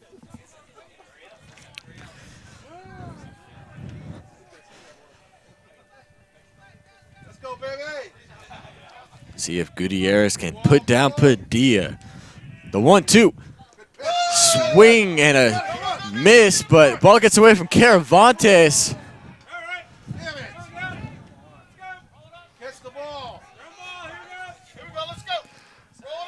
So that'll put a runner at first for the Gladiators.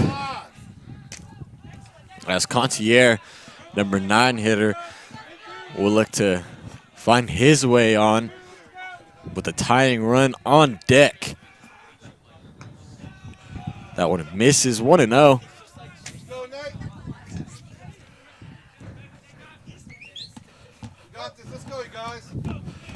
Gutierrez sets. And in there for a strike. 1-1.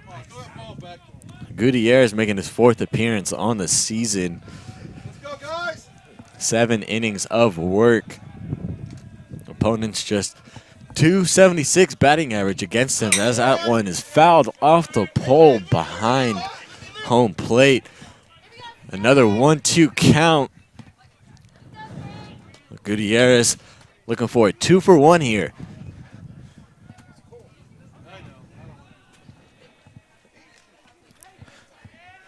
The 1-2. Curveball just gets a piece of it.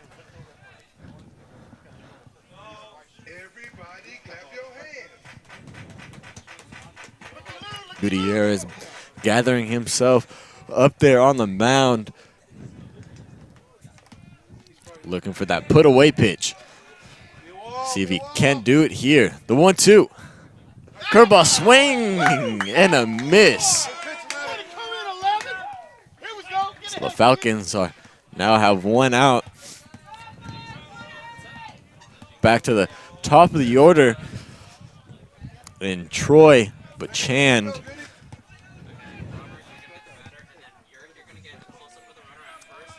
Chabot looking to put a couple runners on base.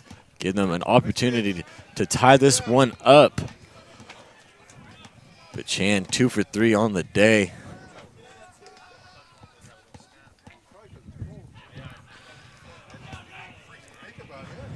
The 1-0 misses.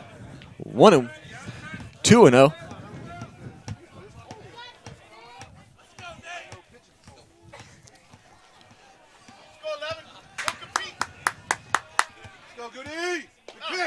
As that fastball is in there, 2-1 now.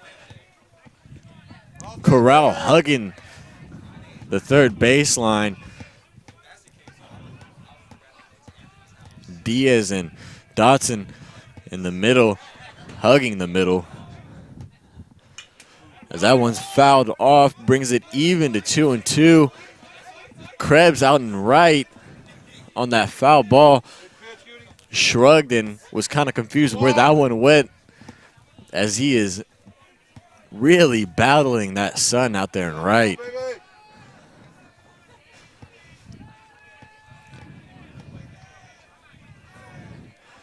The 2-2. That curveball just misses. brings it to a full count now. Tying run on deck for the Gladiators. Cole Coffey and big man David Langer in the hole.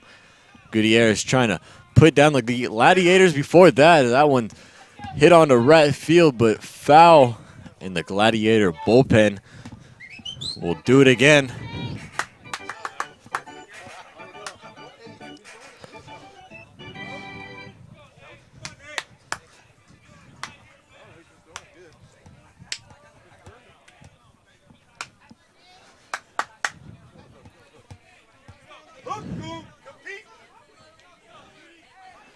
Gutierrez steps off, finds the sign from Caravantes. The 3-2. Curveball catches, but Chan looking for the second out. Nice pitch from Gutierrez as he caught Bachan flat-footed on his heels. Looking at that one. So Falcons are 1 out away from victory. That first pitch is in there for a strike to Coffey. Falcons looking for win number 4. Just 1 out away. The 0-1 to Coffey. Swing and a miss. 0-2. Gladiators now down to their final strike.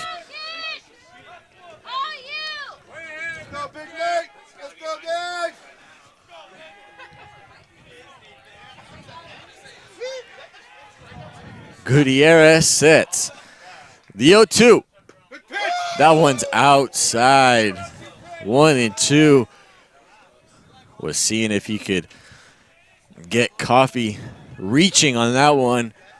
But Coffey showing some patience up there at the plate. Gutierrez takes a sign from Caravantes. The 1-2. Swing and a miss on the check swing from Coffey, and that'll do it. So the Falcons win this ball game 13-10 as they pick up their 4th win on the season. As the Falcons are now on their first winning streak now, sitting at 4-8. We'll face Chabot at Chabot on Saturday. A lot of offense has come out from the Falcons these past 2 games.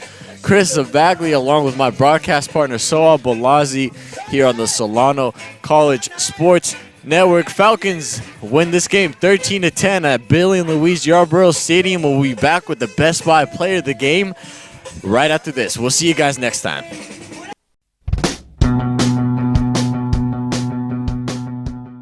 If you are interested in a career in sports broadcasting, whether you're commentating a live game or hosting your own TV show, or working behind the scenes, then this is the class for you.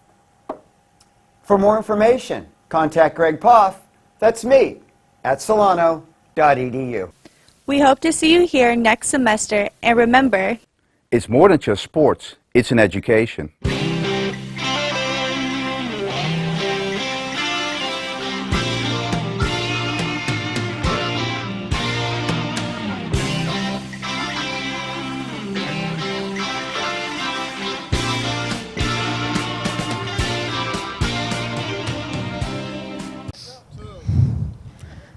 Thanks, guys. I'm here with Roberto Diaz, the Best Buy player of the game. Congrats on the win, Roberto. Thank you. It was a nice win. We needed it. So you had a phenomenal game, but I'm going to take you back to the play you made at home plate where it looked like you stumbled a little bit, but you were still called safe. Can you take us through that and what was going through your mind? Well, when Cody hit it, I was going to tag up, and then so I saw the ball almost beat me. So like I stopped and jump over his glove, but he didn't catch it, so luckily I was safe. Were you thinking if I'm out, I'm going to get yelled at? No. Maybe. I was thinking of that getting out. I knew I was going to be safe. Talking about more of hitting, you usually hit in the top of the lineup, but you've moved down to the bottom, and you've actually been better hitting in the 9th position. Does it take pressure off you? Well, in the top of the order, you get more off speed. So in the 9th hole, you get more straight fastball, and it's just been working for me. Do you prefer hitting the bottom or the top? Right now, just the bottom because I've been hitting the ball good. And then I want to talk about your defense. What I've noticed, and I actually do appreciate seeing, whenever there's someone on second, you do like a little dance where you like tap your glove and then you like do a bunch of spins. Did you come up with that yourself, or did you and Salampa talk about that? No, it's just been like I've been a shortstop a little, so I just kept like just doing this since I was little, and I just kept try to keep him close. So yeah. Last season, I compared you to Christian Yelich, the center fielder for now the Milwaukee Brewers, because you hit left-handed and then you're a center fielder. Now you're a shortstop, and I call you Almides Diaz from the Toronto Blue Jays. I'm just letting you know, do you like these comps, or should I fix it a little bit? Oh yeah, I've been told that I kind of look like Yelich too a little bit, so yeah. I mean, it's definitely a compliment. Oh yeah, it is, definitely, yeah. All right, thank you, Roberto. The Solano Falcons beat Chabot 13-10. I'll see you guys next time. Oh my God.